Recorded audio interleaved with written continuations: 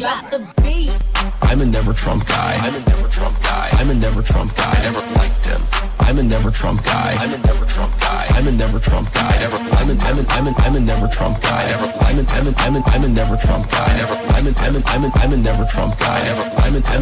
I'm a never Trump guy. I never liked him. I never liked him. I never liked racism.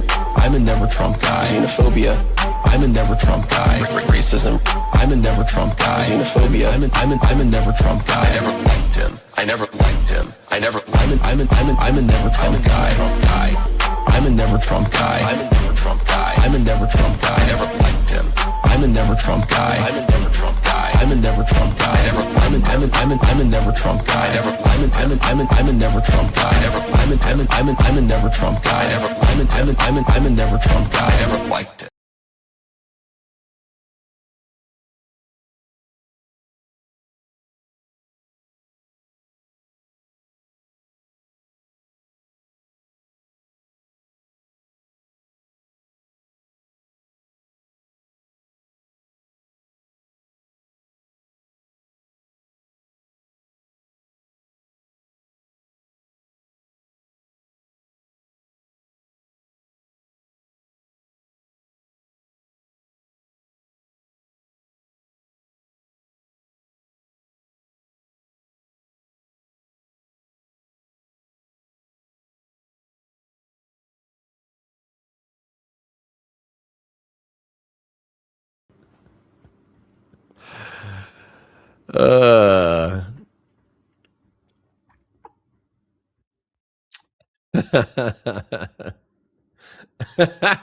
Dude, no, that's not fair.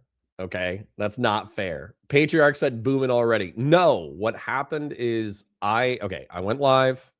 Obviously, I'm still dealing with personal stuff along with work stuff on the side. Okay.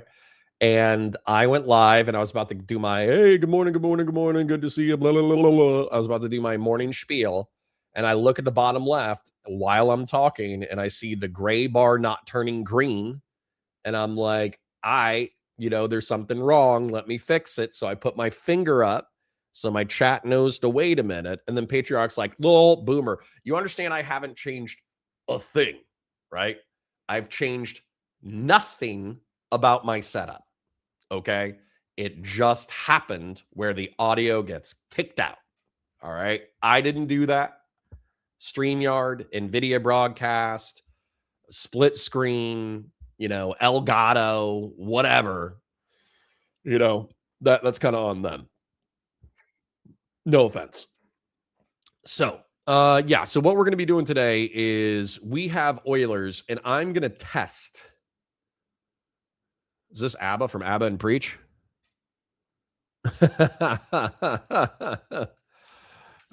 Different ABBA. Somebody DM me. We'll go for it. Don't worry, we'll get into stuff momentarily. We're just booming. We're tired. We're having a couple of tough days.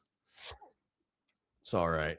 It's all right though. Honestly, I think everything's going to be just fine. It's just life's tough sometimes. That's all it is.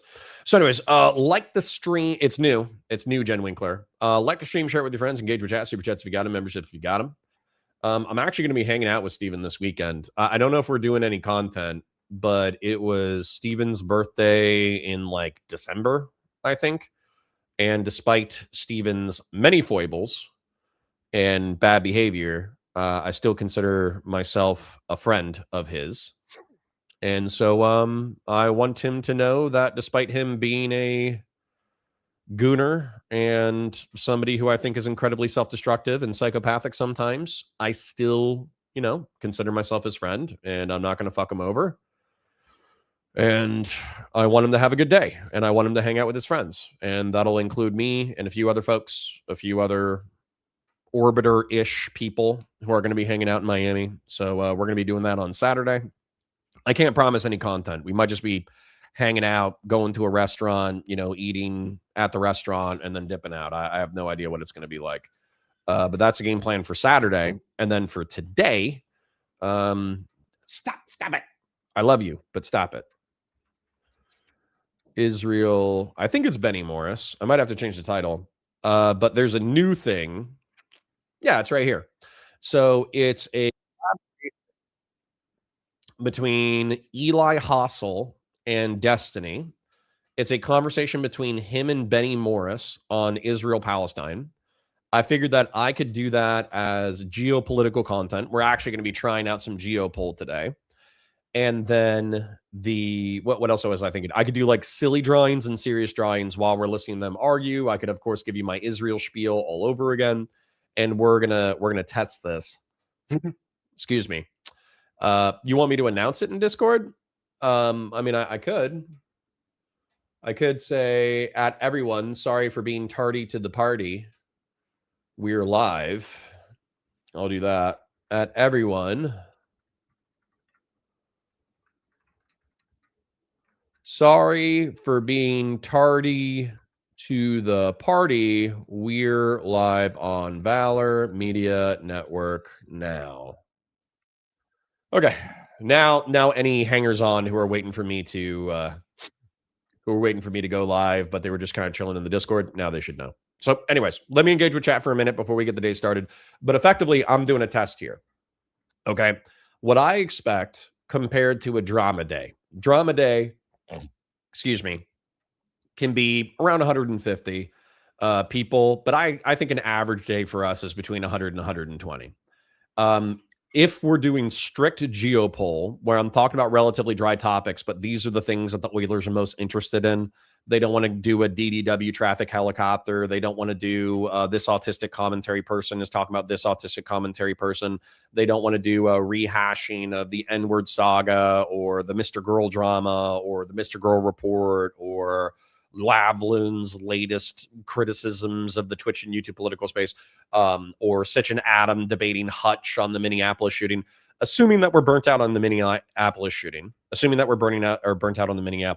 and assuming that we don't want to exclusively do drama slop on this channel, I'm going to try to give the Oilers some red meat. So Patriarch says he likes geopol. Christian Lara says he likes geopol. Grassroots Hegemon says he likes either geopol or more serious topics. Those are my Oilers. I obviously have a bunch of chippers, but even the chippers seem to like more serious content every now and then. So we're going to do more serious content today and take it from there. So anyways, let me engage with chat for a minute. Let me warm up. Let me drink my caffeine, et cetera, et cetera. Subry Keller says, yo. Patriarch says, hello. Kay says, good morning. Jonah Boy says, good morning. Good to see you. CD Sockdem says, good morning, folks. Hey, CD Sockdem, even though you're a Sockdem, you're a regular. You might get a wrench eventually. Patriarch says, booming already. No, that was unfair. Patriarch says, we here. Well. Conservatism says, fourth like reporting in. Thank you for that. Please like the stream, share it with your friends, engage with chat, super chats if you got them, memberships if you got them. My parents socially love you. Thank you for being here. Death Lily says, boomer points, and I don't think so. I don't think that was my fault at all. Patriarch says, can't pass up an opportunity to call you a boomer. I know, and I'm earning that. John Winkler says, when is Destiny versus Benny from? Old or new? It's new. It's within the past 48 hours, I think. Conservative Liberalism says, joke's on you. It's ABBA, the Swedish band from the 1970s. Nice. We're going to do a musical collab with ABBA. Nightgale King says, it's new and it's from Middle King Eli Hassel. Okay, cool. Fast and Bulbous says, breaking news, Beef Supreme to the Dodgers confirmed. Congratulations. Let's get that three-peat. You know what we need to do? We need to have a runoff election between Christian and Valeris and Beef Supreme for the mayor of Goonopolis, and whoever loses gets an assistant mayor. Christian Valeris says, gosh darn it, Leighton Gay. I was waiting in Discord. This is a family show, sir. Watch your mouth. Christian Valeris says, I thought Connor was calling in another absence starting the weekend early. No. It's, listen, man, the show's got to go on, you know? This is how I make my money. This is how I pay my bills. I think that you guys know me. Feeling sorry for yourself, only it doesn't really do anything. Being overly sad or angry or frustrated or whatever. Typically in serious moments in your life, I find that being like overly emotional actually like tends to make everything worse. So I think you just gotta. What did that band say? Although my situation is nowhere near dramatic. Haven't you people ever heard of closing the goddamn door? I think it's better to take these kinds of things with a sense of poise and rationality. I know I'm dating myself with that. I think it's better to face these things with a sense of poise and rationality. It's like, Oh, yeah, that's the quote. I just got it right. Probably because I've heard that song 10,000 times in the past, 40 years. But anyways, it's not that bad. Let's be real. It's not that dramatic. Okay. But at the same time, when you're dealing with something that's personal and serious, you kind of gotta find some poise. You gotta find some rationality. You gotta center yourself. You gotta focus on what's important. You gotta fight for what's right from your perspective, and you gotta fight for what is you gotta fight from a position of poise and rationality as much as you possibly can. Patriarch says Benny Morris, my second favorite Destiny orbiter, based. Send Patriarch says, good morning in Grilshaw. Good to see you, my wall king. Send Patriarch says, working on my weekly news roundup. There's a lot that happened. Yeah. I was actually thinking William Spaniel for the second half. So we'll do the Benny Morris Destiny thing, and I'll use Destiny's hectic personal life in order to map Israel. But I think I've already done a bunch of maps for Israel, so I'm probably going to continue to map the commentary community as if they were Moses on the Exodus, as if Chud Logic was Moses on the Exodus from Destiny's Egypt. I think that would be hysterical. And so I want that mind map. So even if it's unrelated content, I still want to do that mind map. Short says, every day can be turned into a drama day, depending on how annoying chat is. True. Christian Blair says, Geopoll Friday on IP, just waiting for Doobie to show up. True. Can't wait. Fast and Bulbous says, put on a speech from Germany in the 1940s and watch it all uncritically. Yes. Hedonic Samuel says, watching the N-word saga would be fire. I agree. The only problem is that Christian Blair saw it, the N-word saga originally, watched me rewatch it probably back in April or May.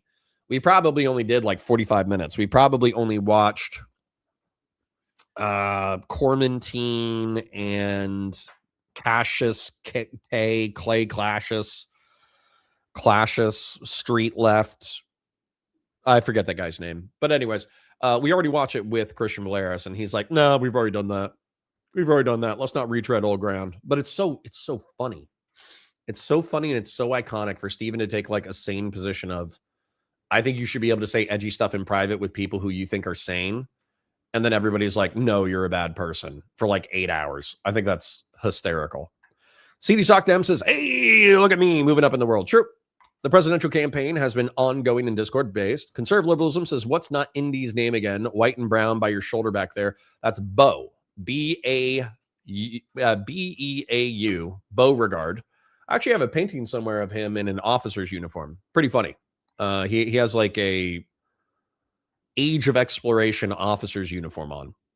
The tribe says, hey, yo, tribe. Good to see you. Jim Baker, my favorite FBI agent, says, greeting Connor and Cogs. Good to see you, King. Thanks for hanging out. Tank Jesus says, good morning. Ew, the politics creator is going to do politics. It do be like that, bro. It do be like that. That. It's so funny because sometimes the wife will criticize the content, the content is all just drama slop or whatever. And I'm like, yeah, it's drama slop. But if you actually look at 80% of what we talk about, it's related to politics in some regard.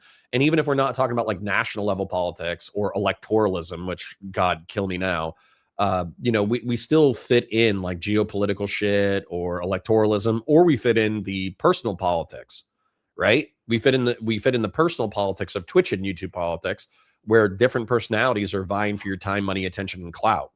And so, I think that's interesting too. It's the Game of Thrones with infinitely lower stakes. Beef Supreme says, did you see my admin plans to build the world's first intergalactic star cruiser fleet? I mean, guys, don't fight for me via science fiction, tech futurism stuff, because I'll just, that'll obviously skew the results of who I endorse. That doesn't seem fair. Beef Supreme says, as president of Mount Goon, I will spread the pile and the glorious unirace across the cosmos. Vote for Beef. Well, now you sound like Tyranids, but sex Tyranids. So basically, Gene Stealer cult. C. Sockdem says, Panic at the Disco. Classic. Well, QC says, this election season has been heating up. We need Connor to read the campaign statements thus far. True. J9 to 535 says, what's up, man? What's up? How you doing? Yuppers, I write sins, not tragedies. What a classic, man. What a classic. Vicious Rotation says, I'm sorry, what happened to Connor? Not much. Just personal bullshit and still working my job, Who is Turkey Tom in the map? I think he's Babylon. I think he's Babylon. Number one, because Babylon is known for being slutty. But number two, Babylon ended up being subsumed by Persia. And I thought that Nicholas Diorio was going to be Rahab, the non-Jewish woman who took mercy on spies in the land of Canaan and then allowed them into the land of Canaan so Israel and the Jews could conquer the territory. But I actually wonder if he's more like Persia because he was like a fledgling nation state and then took everything over. Who was Turkey Tom in this map? Yeah, Babylon, I think. Kaiser Bear, Connor, are you drinking mixed up raw eggs and milk? No. So this is black tea, but I've already filled it and drank it once. So now it's weak black tea filled up with hot water again, but it kind of gives me enough kick in order to get on it. Christian Blair says, if y'all really want to rewatch it, fine by me, but you said you're trying to get viewers and that content is so old and has been watched by pretty much everyone interested in it. For sure. I think realistically, I probably don't need to watch it again. What I need to do is I just need to do a mind map in the same way that I did a Game of Thrones summary for Steven and the J-Stocks Rebellion. I kind of need to do like a mind map of the N-word saga and analogize it to some other like medieval or political conflict. And then I just need to yap about it for 35 minutes, summarizing it as characters from a well-known medieval political conflict. Randy Chang says, or fantasy conflict. Randy Chang says, Stephen and Benny disagree on Israel. No, but I think they had like a really serious conversation where they're trying to figure out their Zionism. I don't know if Benny Morris, the way that I remember it, somebody correct me if I'm wrong, wasn't it Benny Morris and Steven versus the really condescending guy who kept calling Steven Borcelli spaghetti? Like he kept being really condescending while not necessarily contending with the arguments proffered. And then there was another guy at that table who was like more polite. I don't remember if Benny Morris was on Steven's debate team or if he was on the opposite side. Nightingale Wing says, no, they don't. It's going to be agreeing with each other. It's just wholesome content. A father-son agreeing with each other. Well, there you go. Fashion 40 says, laugh my fucking ass off. Good morning. Good morning, King. Although, stop saying the F word. You know, this is a family show.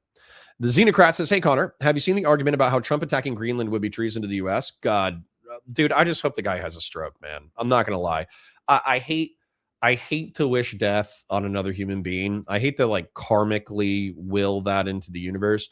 But realistically, I just think it would be better for the planet if the dude just had a stroke and died. And like JD Vance was only president for, 2.5 years. But realistically, because he was presiding over the Trump economy and he had to like try to pretend that it wasn't R-slurred, he would just keep going with stuff. And then because of a middling economy, JD Vance lost. I think that would be great for America as well. But, hey, it is what it is. Audacity for 5 says, about to go protest ICE, hanging out 500 square feet on 5/8 drywall by myself. I've changed my position. About to go protest ICE, hanging 500 square feet of 5/8 drywall by myself. I've changed my mind. Deep cut reference, Audacity. Deep cut reference. I love it. Thank you for the $5. Thank you for kicking us off, my man. Nicholas Diorio, thanks for the $5, my man. I know you might be being sarcastic, but for real. Like, listen, I like to be manly as much as the next guy, okay? I've hung multiple ceiling fans. I have successfully swapped out 3 or 4 ceiling fans and 2 or 3 electrical outlets, and I only electrocuted myself once, which amongst my people, that's a high honor. I've also painted exteriors of houses, interiors of houses. I've demoed floors. I've installed plank flooring. I've done construction work, and I think there's like not professionally, but hobby house maintenance, hobby house whatever I've done. And so basically like I've done that. And once you do it for a day, you're like, damn, I feel like a man. and then you're like, I never want to do that again. So God bless the Mexicans and the working class Americans and the working class black folk, white folk, Hispanic folk who choose to do labor in construction as a vocation, because it's actually like, as a hobby, it's fun. As a profession, I have to assume it just destroys you physically over time. Paul says, looks like tea with milk. It is. It's tea with milk and sugar. Udork says, I'm personally down for anything if it involves the N-word. I mean, that's what I said. That's what I said. Christian Blair says, oh, forgot about the mind maps. Okay, I'm game. Yeah. I should just do mind maps, though. Like, I should probably watch something else while doing N-word saga mind maps, then do like an hour-long to 90-minute rant breaking down the N-word saga, the players, the social dynamics, the clout-related, the shifts in the political space, the shifts in the commentary and drama space. Excuse me. I think that would be mad funny. CD Sockdem says, oh, Norman Finkelstein. Oh, Norm. Yep. Norman Finkelstein. Mr. Boricelli. Last Stand says, I think Benny and Destiny agreed like 98%. Well, they said, listen, dude, this is what I'm saying. If y'all want to watch, somebody criticize Steven's personal life, or somebody criticize Turkey Tom, or somebody, gets into a fight with somebody and the other person cries while the other person is memeing on them, I'm game. I love that content. I love slop, for a lack of a better term. But I also know that what we try to do as a channel is we try to pull something serious out of the slop. And so I think my people who like more serious content, they get tired of chasing slop to pull out serious stuff. Every now and then they just want serious stuff and just to analyze it seriously. I know it's not as sexy algorithmically, but yeah, it is what it is. Nightgale Wing says it was Benny Morse versus Norman Finkelstein based. Yes, Finkelstein. Yes, Finkelstein. Well, QC John says this is an unfair fight. I have to go into a meeting, so my abilities to push CV campaign will be thwarted for the next hour. It's Weld QC John and Christian Valeris versus B Supreme for the Goonopolis mayoral run. That's funny. Last Stand says, yes, Benny and Destiny were on the same side. Okay, cool. Finkel Dinkle. Yeah, that's what I would. If he called me Mr. Points, Mr. Ponce, Mr. Pants, if he was calling me like everything but my name, then I would call this guy Finkel Dinkle for sure. Tribe says a benevolent stroke, of course. Yes, a kind stroke, a painless stroke that gently sees him off into the night. That would be fine. Fast and Bubbles says, don't wish that for Trump. You're going to upset Adam Friended. Well, the other option, which I think I'm going to take a little bit of break before I go watch it and see if it's good content, is Hutch did debate Sitch and Adam. Hi, can I help you? This dog is so cute and yet so annoying. Do you want to jump up and say hi to chat? Do you want to jump up and say hi to chat? Okay, jump up. Oh, okay. She wants to say hi. So, yes. So one of the things that happened this week is Hutch debated Sitch and Adam on the, what is it? On the Minnesota shooting. I'm a little burnt out on the Minnesota shooting. I feel like we've covered it like 6 ways from Friday. So I would want to pre-watch that and see if it was any good and see if there was any contention between the personalities and see if Sitch said anything stupid or see if Adam said anything stupid that we could like try to dunk on tactfully. That's what I would want to do before committing to that content, unless somebody already watched it and said it was good. Nightgale Wing says, like how I wish we got to see the Middle Eastern video that Destiny did. He said it was the best combo he had, but they lost the footage.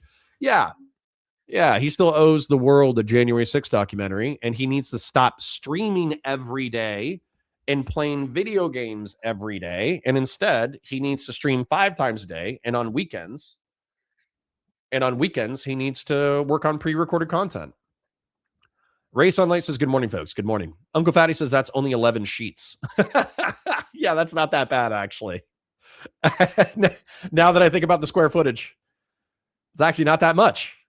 That's funny.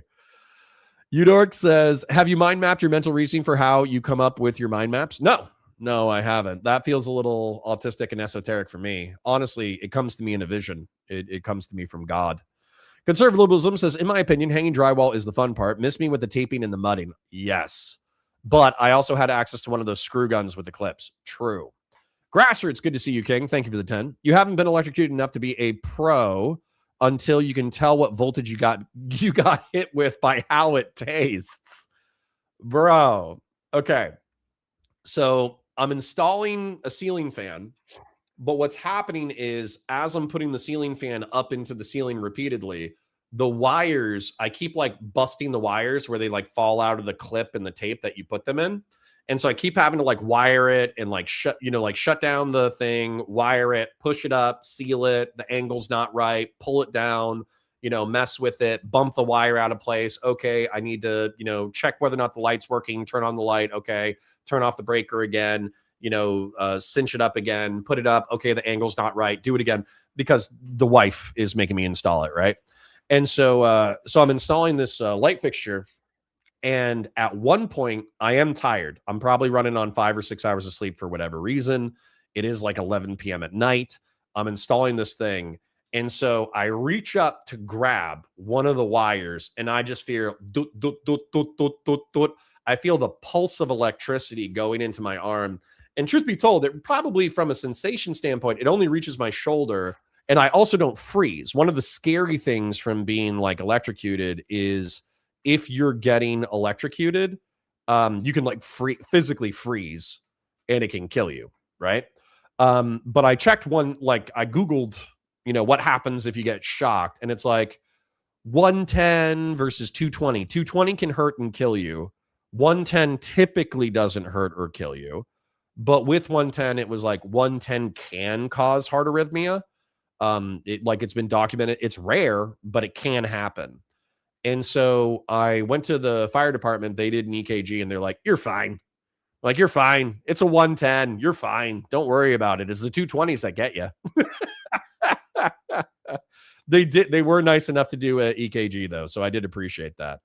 So I felt okay, but obviously like you're still panicked. You're like, oh, there's something wrong inside and I'm not going to know. And then I'm not going to wake up, So Christian Blair says, can't do Game of Thrones characters again. Pick a new fictional universe for the challenge. Well, I'm going to do Moses in the Exodus for Chud Logic. Chud Logic's Exodus from the Destiny slave kingdom of Egypt. However, also, since we're doing Israel, it feels mildly appropriate. I will probably do Lord of the Rings at some point. I think Lord of the Rings is one that you could easily analogize into some Twitch and YouTube political content, particularly with the Return of the King and the Kingdom of Gondor. I think that with trying to think of what else. They're releasing that new series, the Dunk and Egg, A Night of the Seven Kingdoms. That's probably going to be really good. I haven't watched or read Dances with Dragons. We could probably use some sci-fi properties. Yeah, it's okay. It's something to think about. Conservative liberalism says, I've only ever tasted the penny taste. True. Short says, there's a reason every drywaller is either a drug addict, alcoholic, or a Mexican. Or all of those. Randy Chang says, I was at the mall the other day looking at the shopping map, reminding me of Connor Mind Maps. Based. That's what I want. I don't want to affect your guys' lives so much that I like ruin your relationships or ruin your job. I don't want you to get fired because you're watching a Counterpoint stream. But I do want you to see random like subway maps and random mall maps and random maps in public places and be like, huh, that looks like a Connor Microsoft Paint map. Uncle Fatty says, I smell burnt toast. True. Conservatism says, Whick also debated Sitch and Adam yesterday. It was AIDS full blown. Well, now you're making me think that sounds good. You understand how many times you guys tell me like, this content sucks, and then I watch it and I'm like making fun of everybody. Making fun of 2/3 of the people involved in this conversation is actually an excellent way to spend my time. So you guys typically hate the content I'm doing, but then your hatred energizes you. Audacity says, Mr. Coochie points, you haven't read anything about Israel or Palestine. I can see him saying it. I can hear it in his voice. CD Zocdem says, didn't Whick debate them yesterday too? Good. I'm happy that they're getting out there. That's great. Yeah, that was indie. Dog. That content is going to be aneurysm inducing. True. Xenocrat says, what a cutie. True. Grassroots and says, and yes, I have a favorite flavor of electricity and it's 240 volt single phase.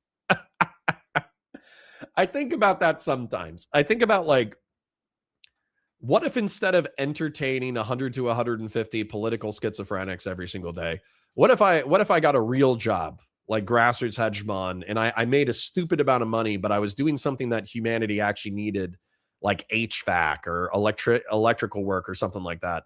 And then I think about what grassroots just said, which is effectively that he's worked so often with electrical appliances that he has shocked himself repeatedly to the point that he can taste the flavor of different currents. And I'm like, that sounds hardcore, and I admire him for that.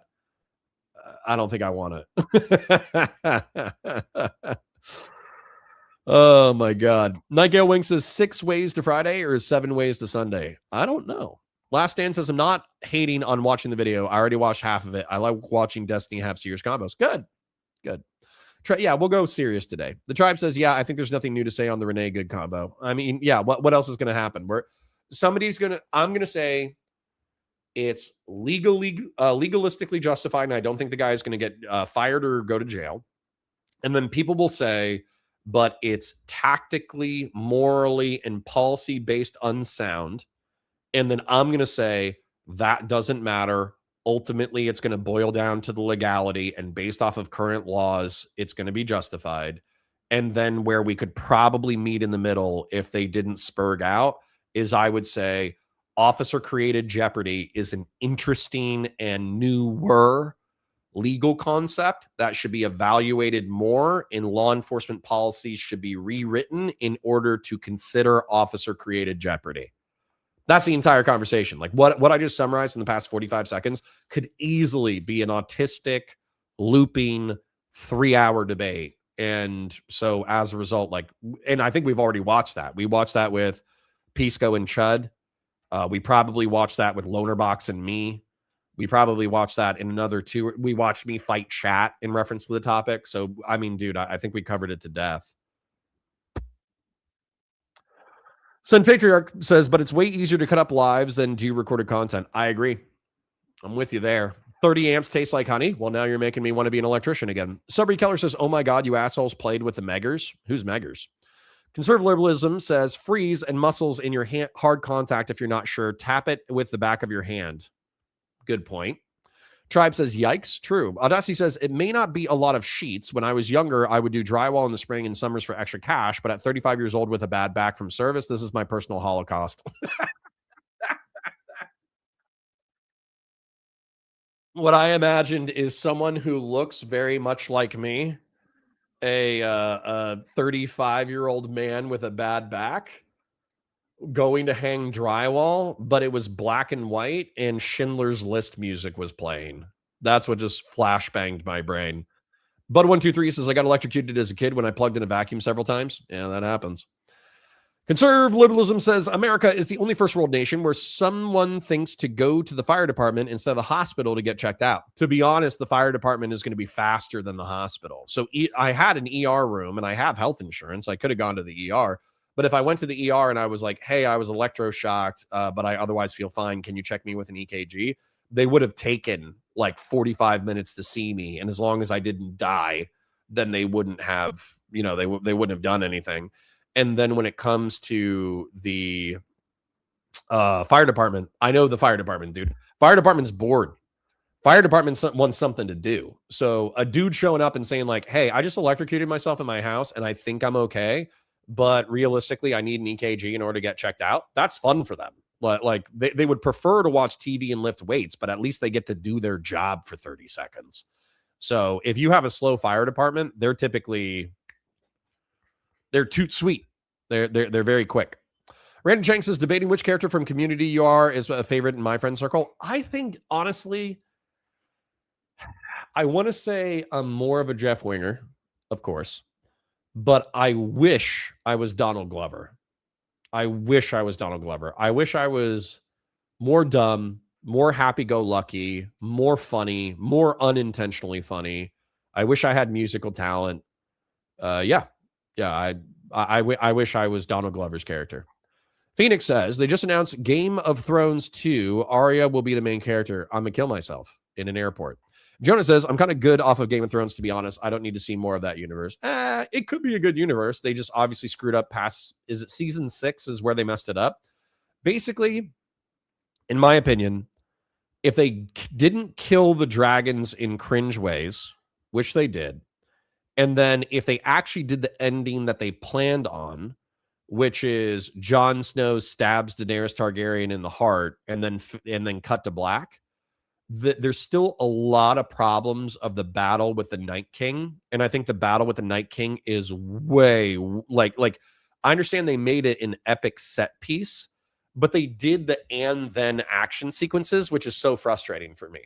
So in my opinion, as a layperson who has not worked in the film industry, but has obviously consumed a lot of media over the decades, I feel like action scenes should have a chain of causality that feels relevant.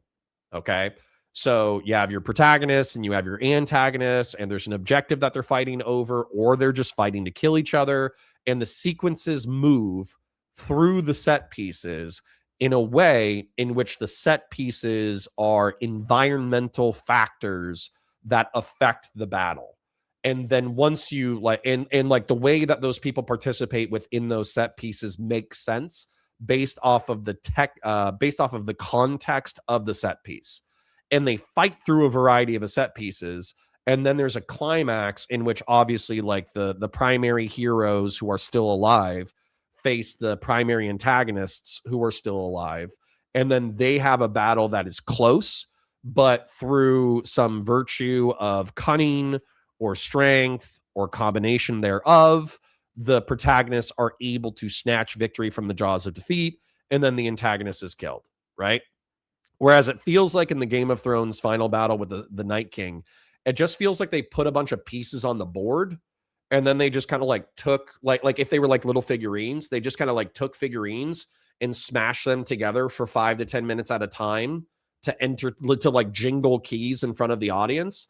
And then at the very last second, they took like 2 or 3 antagonist-protagonist collaborations, smashed them together, and then boom, the battle's done.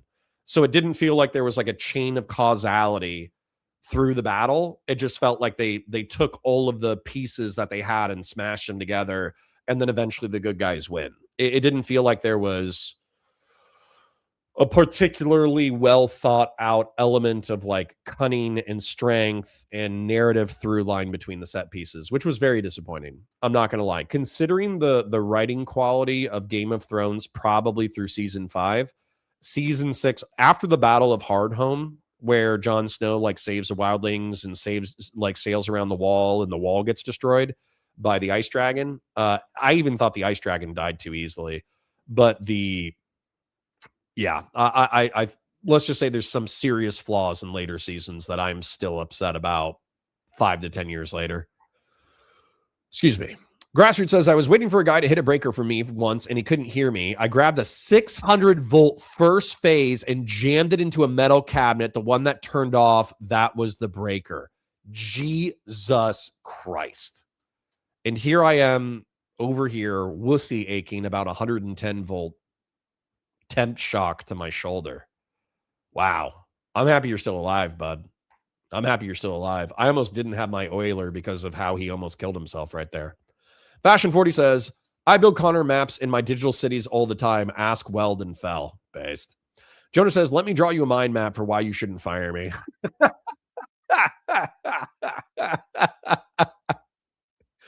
Can somebody do that? Can somebody's like girlfriend be breaking up with them, or can they be getting fired from a job, or can they, their like landlord be trying to evict them, and they're like, hold on, I want to draw you something real quick. Oh, Patriarch says I started doing my Excel sheets in Microsoft Paint, and now I'm getting fired. Oh, that's great. 123 says, that's okay. I'm already concealed by the court of public opinion for having contrarian positions. Good. Hank, don't abbreviate counterpoints. Yeah. Oh my God. Randy Chang says, what if I got a real job will be carved into my headstone? Yeah. Oh my God. You guys are hysterical. I love it. Dude, I love hanging out. Like, obviously, I love doing the content too, but I love the mornings. The mornings are fun. Fast and Bulba says, if you get shocked when working on the ghetto, does the electricity taste like, whoa? Happy I didn't finish this one. Everybody look at your screens. I disavow. Good God, Fast and Bulbous. I thought you were a lefty. What happened there? Did you not go to your progressive DEI HR seminar sufficiently? That is bananas. Nightingale Wing says it can be both Friday and Sunday. 7 work days to Sunday is more common. 6 ways to Friday doesn't flow as well as 7 ways. True. Uncle Fatty says power tool sector rules.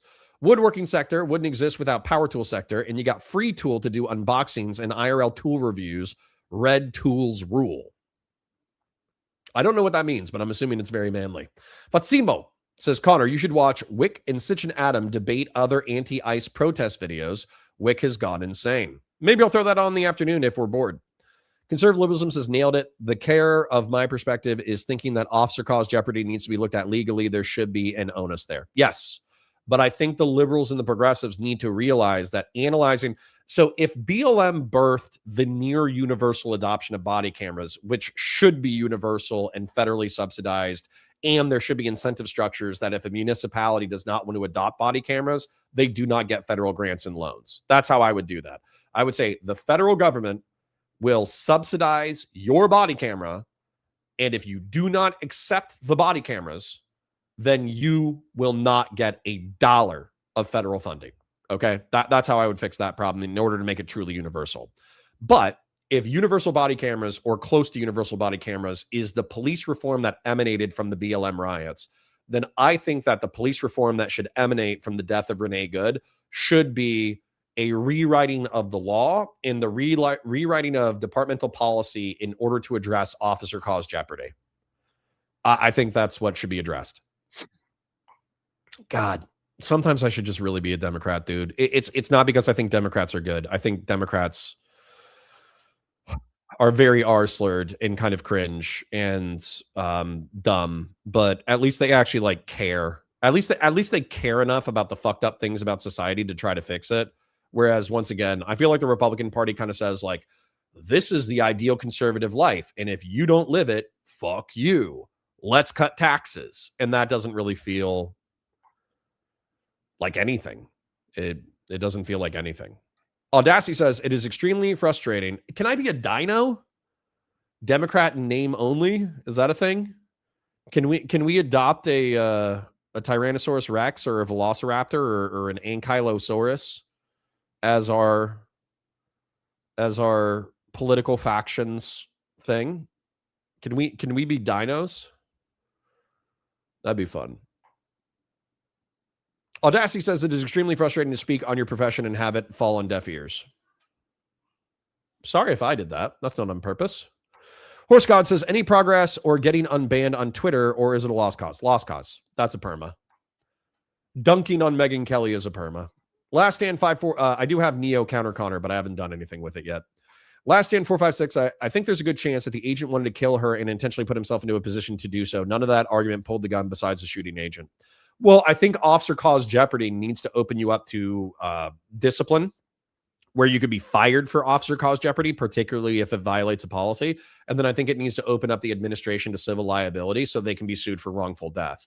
So the way, let's say that I was dictator for a day and I was able to rewrite the laws. The way that I would rewrite the laws is imminent threat of death or great bodily harm is still the standard. Okay. If you threaten a cop with a car, you threaten him with a gun, you threaten him with a knife, you threaten him with a screwdriver, you can get blasted.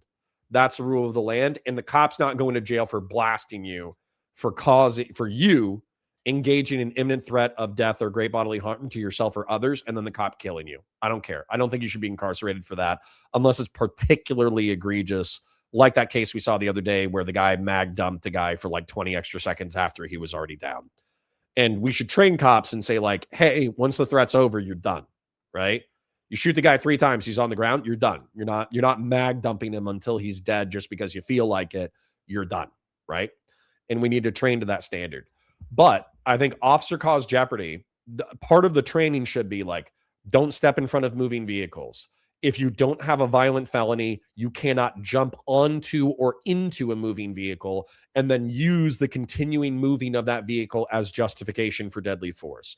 Like, carve out all these weird things that are kind of like statistically rare, but they still happen. And then train officers specifically that you cannot, if there's a time in which you need to act lawfully in order to execute your duty, that's one thing. And also, stepping in front of a moving vehicle is not by itself going to result in officer caused jeopardy, because it's going to be the surrounding context of, is there another way that you can go? Is there a safer path that you can go? Are you hearing screams or exigent circumstances that make you run in that direction? There's going to be like a variety of reasons. It's going to be based off the totality of circumstances, right? But officer caused jeopardy, I would state, reasonably should be if you recklessly and with wanton disregard for life put yourself in a scenario in which there's imminent threat of death or great bodily harm for a low-level crime, not a violent felony, that results in the death of someone that you have to use a threat of death or great bodily harm in order to justify killing, then at that point, your department can administratively sanction you and fire you, and the union should not fight it, basically. Or if it's within reason, the union shouldn't fight it. And then also whoever employs you should be open to civil liability. That way we could get some wrongful death suits. I know people will be dead, but some wrongful death suits will incentivize municipalities to increase the quality of their training. That's what I would do. Long-winded, but accurate.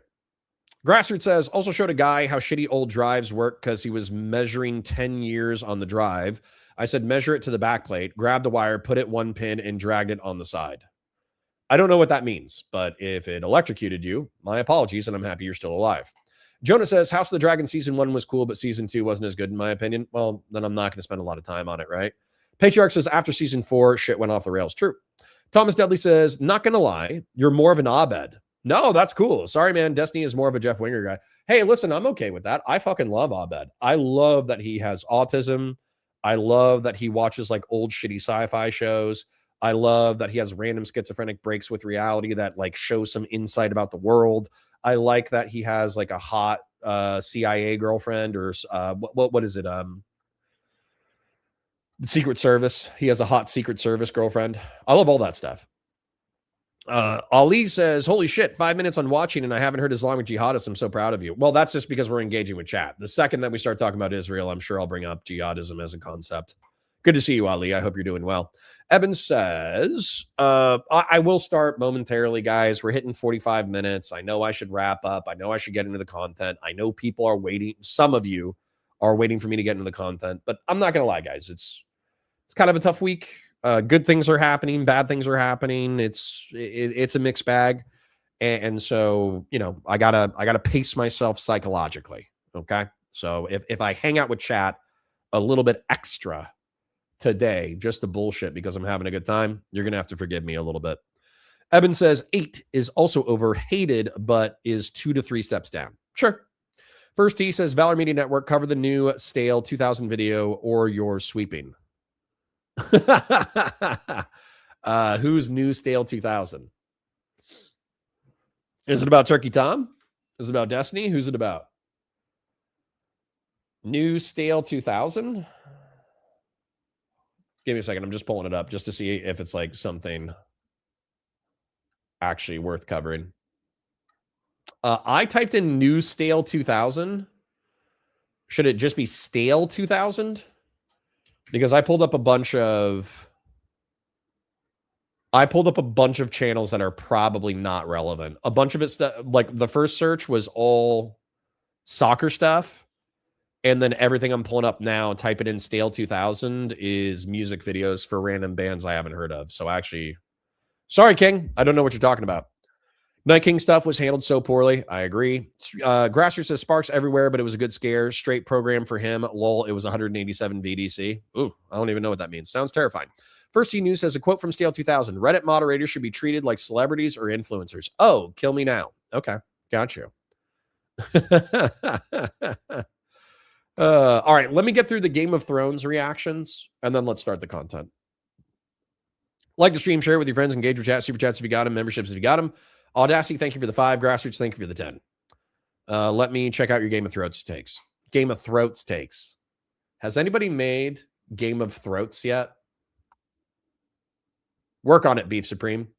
Nightgale says, bro, Game of Thrones fell off so hard after season 4. The biggest glaring problem is how the Sons of the Harpy are handled. How does Barristan Selmy die in an alleyway? The Night King confronts Jon. I'm okay with Barristan Selmy dying in an alleyway because the irony, okay, that's dramatic irony. I'm actually okay with that.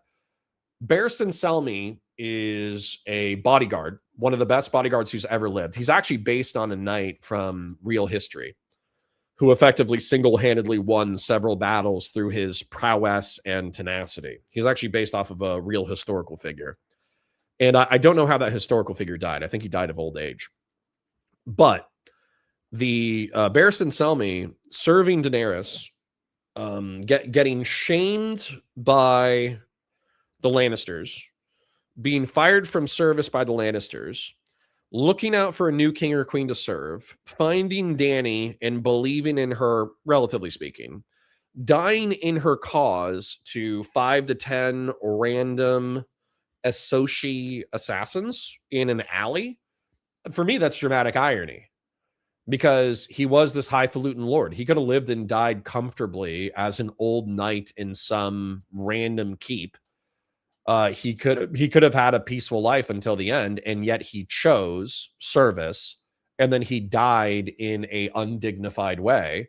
But that's the death that he chose. So I mean, I actually like Barristan Selmy's death just fine. Jonah says, I mean, I knew Cersei was going to be the final boss, but damn, they just kind of rushed through the long night stuff. Yeah, dude. And then winter never really came. You know what I'm saying? Like the end of the season should have been like winter comes and it fucks everybody up, but at least everybody has enough food to survive, maybe. You know, that should have been it. It should have been a grim, dark ending, not like a fan fiction ending where Arya sails to Essos on a assassin side quest and the North gets everything it's ever wanted. And the South is fucked up, but you know, now the autistic, you know, the autistic manifestation of the old gods of Westeros, who said that they couldn't rule anything 3 episodes before, is now in charge of the 7 kingdoms. That Brandon Stark being the king made actually no sense, not only from a contextual understanding of the books, in my opinion, but also even from the own source material of the TV show. It's Brandon, right? Brandon Stark ending up being the king, that made no fucking sense whatsoever. Like I borderline think that the actors should have rebelled against the writers and said, this is our slurred, we're not doing it. Also, the way Varys died was stupid and terrible and poorly thought out. Audacity says, I thought Arthas got done dirty. Night King made that look like Shakespeare. First T says, that was my boy there, and they destroyed his wits to kill him off. Yep, if you're talking about Varys, absolutely. Jonah says, it felt like nothing that they set up mattered in the end. True. Ranger Nation says, I work in movies. What you're talking about isn't much of a thing because film is an offshoot of plays, so there's a lot of ways to portray a battle. I feel like I've seen good battles do that, though. I feel like consistently, if you think about the best media, you know, I bring up John Wick just because it's basically an action set piece for 12 hours between 4 movies. But if you look at John Wick battle scenes, if you look at, and John Wick's R-slurred, by the way, it's just cool. It's just cool R-slurred stuff. Anyways, I could bring up other examples of like good battles. Chow Chow, which is like a stickman animated kung fu.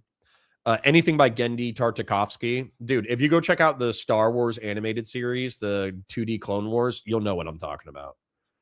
The Star Wars 2D Clone series, I'm in love with. Speaking of which, go check out Counterpoint Star Wars.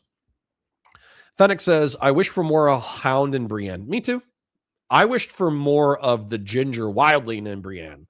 I would love it. I know this is a little fanficky or whatever, but I would love it if the Hound and Brienne became like good friends, relatively speaking. The Hound could still go off and die. I don't necessarily care if the Hound ends up killing his brother. I feel like that's fine.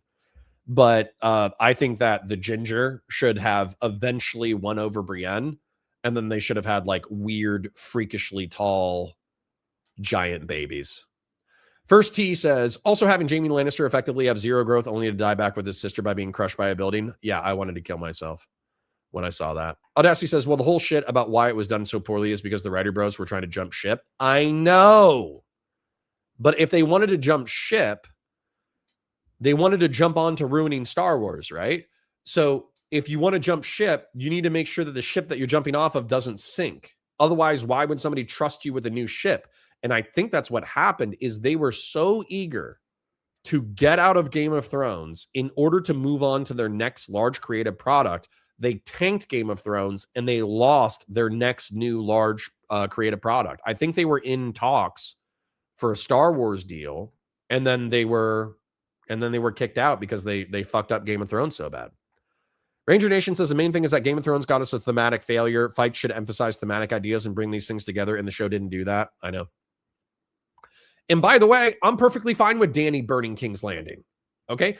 Dany burning King's Landing and becoming an insane person is actually perfectly thematically fine. I think it should have been like foreshadowed a little bit more aggressively, but at the same time, like in her personality, they obviously foreshadowed it in events. She lost her dragon. She lost Missandei. Wormtongue wants revenge. She wants revenge. She's trying to let her better impulses guide her, but then the resistance to her conquest of King's Landing, which is a fool's errand, drives her to become insane and burn the city. I'm fine with that. I actually think that's like a perfectly fine thematic thing. But I think you would have needed to emphasize the barbarism of her army. You would have needed to emphasize the barbarism of they're not Drukhari. I forget what they're called. The grass people, Dothraki. You would have had to emphasize the barbarism of the Dothraki more, and you would have had to had her turn evil earlier. Eben says, flaws and all, I will fuck up the vibes of any cookout, but Game of Thrones 1 through 6 should be on the Mount Rushmore of TV. True. That's got to be racist. There was hella... Yeah, that was hella racist. Okay, but I caught up with Fast and Bulbus's racist comment. We're done with the Game of Thrones stuff. Let me pull up Steven and Mr. Betty Morris. They're going to have a beautiful father-son deep dive on Israel-Palestine. I, of course, will be bringing up old drawings that are relevant if I feel like they're relevant. And I'll be drawing a new drama drawing involving involving Chud Logic and Queeman's escape from DGG orbit. So let me bring this on. Let me make sure I have my volume up. Let me make sure my quality is above average. That's decent volume. All right, here we go. Okay, let's do an intro and get cracking. Hi guys, welcome to Counterpoints. My name's Connor. I'm a science fiction, politics, and philosophy nerd, Marine Corps, and law enforcement veteran. I would argue a real Republican, and I actually have real politics for you today. We got Destiny, Stephen Bennell, the debate lord from the liberal left, and we got Benny Morris, a Israel-Palestine historical figure. Not historical figure, a historian, I suppose. I actually don't know his professional bona fides, but they've talked about Israel-Palestine in the past, and especially with what's going on in Gaza and the West Bank and the way that Israel's conducting himself and the way that the American government is currently backing Israel-Palestine. It's actually pretty bad. Let's just say it's bad. So I want to take a look at them, pick apart the issue. I'll be drawing a dramatic political mind map while listening to them, and let's take it from there. There's this growing right-wing faction in Israel that is like every day they wake up and they open their curtains and they look outside and they like pray that somehow all the Palestinians just disappeared. They're just gone. They just up to heaven or into the Mediterranean, or they're just gone. And like, thank God we don't have to worry about that anymore. What's happening in the West Bank is a type of apartheid. These acts of violence, this essentially terrorism by Jews in the West Bank against the Arab inhabitants of the West Bank. The government supports this because the government's policy is to annex the West Bank, and this helps them rid the West Bank of Arab communities. In this conversation, I talked to media personality Stephen Bonnell, otherwise known as Destiny, and historian Benny Morris. It's a really interesting conversation because both of them are willing to criticize their own perspectives. In fact, He goes into a ground news commercial for like 5 minutes, so I'm going to fast forward that. I don't know this guy, but I mean, he seems intellectually earnest, so I'm obviously not going to judge him too harshly. But over the past 2 years, Israel has lost a lot. They've lost a huge amount of money. According to an Israeli think tank, they've lost almost $100 billion. Lost a lot. They've lost diplomatic relations. They've lost seemingly a peace deal with Saudi Arabia, at least for now. What have they actually gained from the war? And was it worth it? Stephen, what do you think?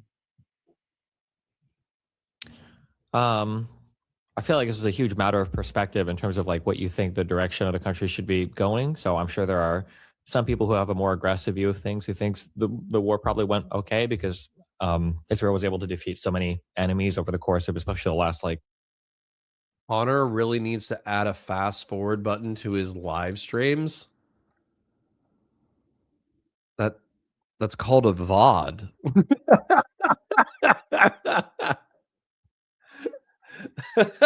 I'm sorry. That's like the one of the funniest like shit posting criticisms I've ever had. Last Stand 456 says Connor really needs to add a fast forward button to his live streams. Christian Blair's over here is like, who the fuck said that? Who's a twinkle-toed cocksucker who just signed his own death warrant? Oh, it's Last Stand. Bro, like, hold on. I need to explain reality to this guy real quick. Okay, so Last Stand. I know you're probably shit posting and you're probably trying to one guy me. No, I'm sorry. My brother took my yeah, sure, okay. Hold on, that's bad funny. So hold on. Let me I'm gonna explain it as if I'm explaining it to your brother and or you that you're backing off now, okay? I understand that I speak a little bit more slowly than the average person, okay? So I actually like listening to myself on 125 or 15. That's actually but I also think I'm crazy and my wife tells me that, you know, when she hears me listening to things, it's inaudible to her. She cannot hear what I'm listening to because I'm watching it on a 125 or a 15. So I actually think that I might just be crazy. But if you agree with me that I speak a little bit more slowly than, let's say, Steven or let's say Ben Shapiro or something like that, and as a result, it's not a pleasant viewing experience, then I do recommend that you basically wait until the day's halfway through. You watch it at 125 or 15. And then also you could just go check out VODs, bro. We every live stream we do. Well, not every live stream we do, but we cut up a lot of them. Okay. So I'm taking your comment earnestly, but I do think that was mad funny. That was one of like the best insults I've heard in a while. 6 months of the war, between Hezbollah, between Nasrallah, between all the Hamas leadership and everything else. I feel like my view on things from over here. Sorry, this is also important and completely unrelated to the topic. Last Jedi is the second best Star Wars movie and the most ambitious. I hate you, Thomas Martinson. I hate you with every fiber of my being. Anybody who thinks Last Jedi was a good movie should be chemically castrated. That was a horrible film. And I was actually in shock when I was watching it at how bad it was. If you cut out, I'm sorry that I'm going off on a tangent that is totally unrelated to the topic at hand, but it's important, okay? If you took out the casino side plot, okay? And if you took out Rose giving the dumbest kiss in cinematic history, if you took out the random crystal ice salt foxes, and if you ended the movie, also improved the throne fight scene because that was a mess. But then you ended the movie where Kylo Ren is offering Rey to become his queen in a new imperial order, and you just cut the movie off there, and then you figure out a really interesting thematic movie after that, then it could have been good.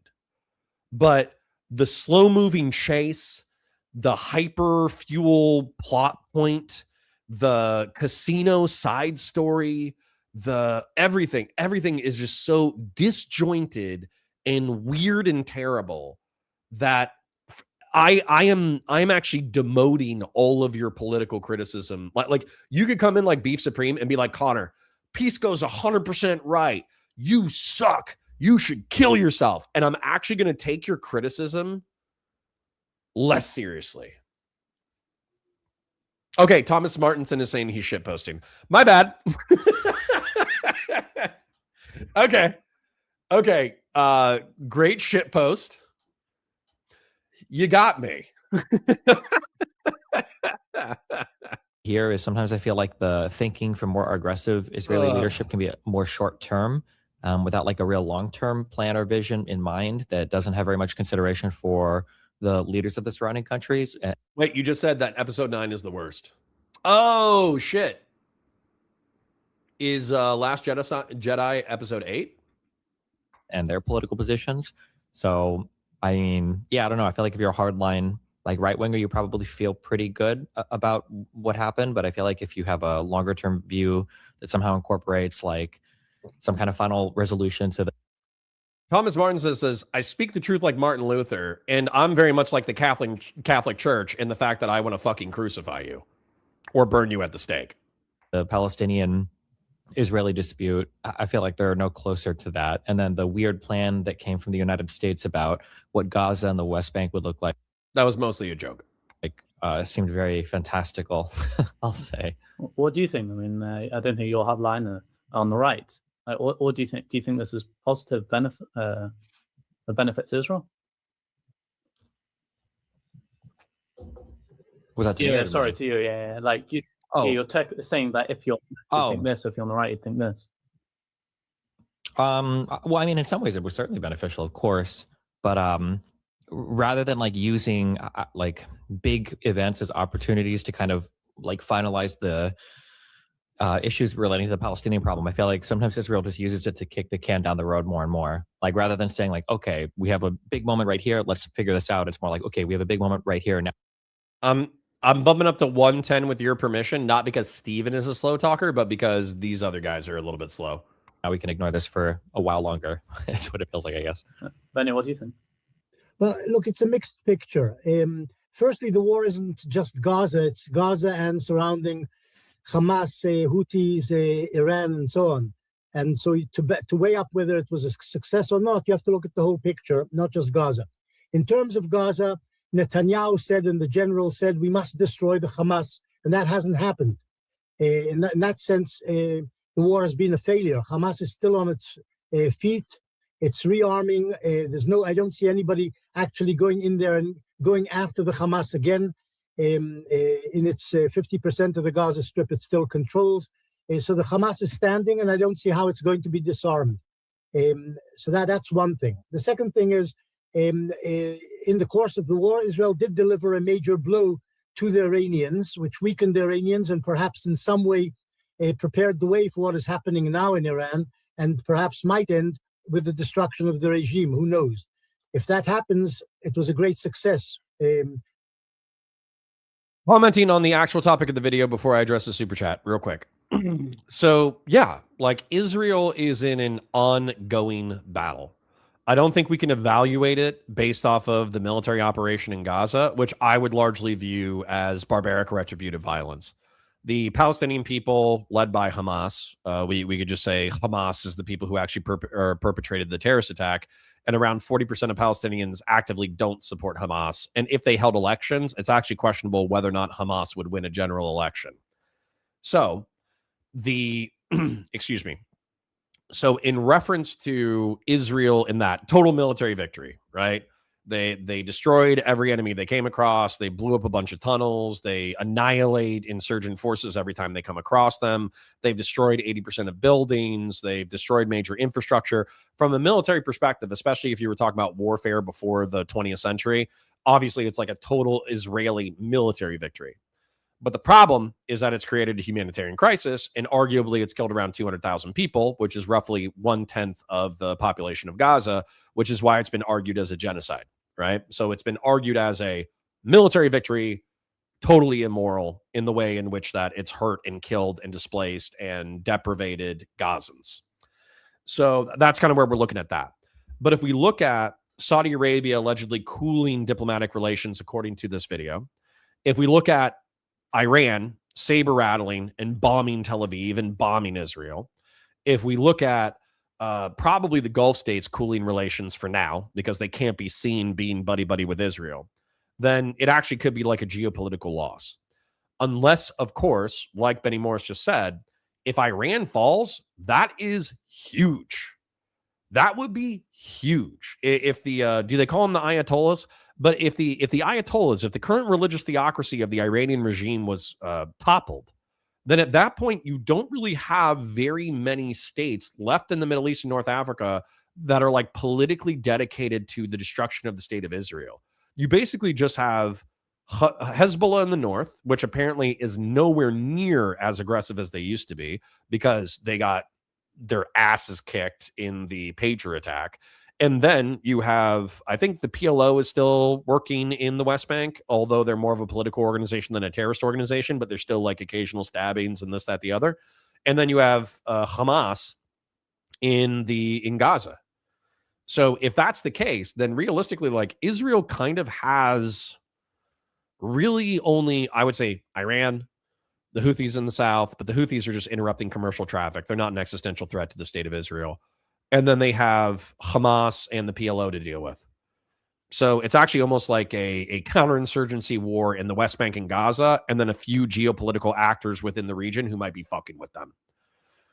Christian Blair says, it won't be toppled. There are 10,000 mullahs in Iran and a 1 million strong standing army. Yeah, I kind of agree with you. I would say every 5 to 10 years, we see pro-democratic protests in Iran, and then they're violently suppressed, and then it goes quiet for another 5 or 10 years. Like I'm old enough now that I think I've seen pro-democratic Iranian protests every 5 to 10 years 3 times now, and it does seem like they just shoot a few hundred to a few thousand protesters, and then everybody goes home. So PLO equals Fatah. Is Fatah the more militant organization? Who's Fatah? I'd have to Google it. But anyways, I want to thank a couple of people who did send in some super chats. I'm going to set a goal momentarily. The Tribe with 5 says top 3 Star Wars mainstream movies for you. For me, it's Emperor Strikes Back, Revenge of the Sith, and The Last Jedi. Also, yes, the Clone Wars show is elite. For me, I'm going to go all media. Okay. It's going to be Rogue One at the top for now because I haven't watched Andor yet. I already know that I'm going to think Andor is peak, and I'm going to tell you the Clone Wars 2D animation by Genndy Tartakovsky. If you are even a tepid fan of Star Wars, I cannot recommend it enough. I cannot recommend it enough. The Jedi are powerful. They have cool powers. They go on cool missions. They engage with like interesting enemies. General Grievous is a total menace the entire show. Asajj Ventress is actually like lethal and dangerous and crazy looking. And then they kind of explain the difference between an apprentice and an acolyte. I'm trying to think of what else. There's just a lot of really cool, interesting shit that is just packed into it. And it's so dense, and it's told in such a dense, action-filled narrative that it's like eating filet mignon. It's just an amazing. If you can get over the cartoony animation style, which I love, by the way, I love the cartoony animation style. But if the style isn't for you, I could understand. If you can get over the style, I actually think that the 2D animation series by Genndy Tartakovsky should be like the bar by which all other Star Wars media is evaluated. It's that good. At least the Iranian part of the Israel-Iran war. The Hezbollah has been shattered, though it's still standing also. That remains a problem, and I don't know what's going to happen with it. But as to the Gaza Strip, it's a complicated situation which has been left over by these 2 years of war making.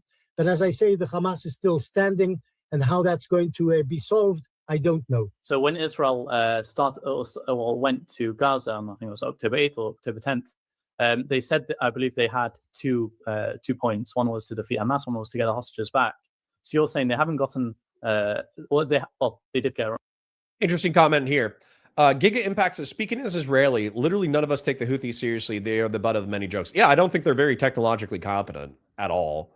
I think they're manufacturing the Red Sea crisis just to fuck with people. But once again, the Houthis are not a military existential threat to the state of Israel.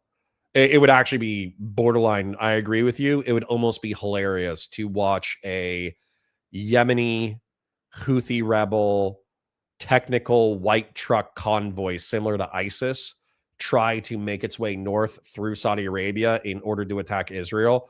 Because not only do I think the American Air Force could totally wipe them out, not only do I think the Israeli Air Force could totally wipe them out, the Saudis would be interested in wiping them out. So they basically they don't have the technology, they don't have the logistics, they don't have the manpower, they don't have shit. All they can do is they can sit off the Yemeni coast and hit random commercial vessels with drones.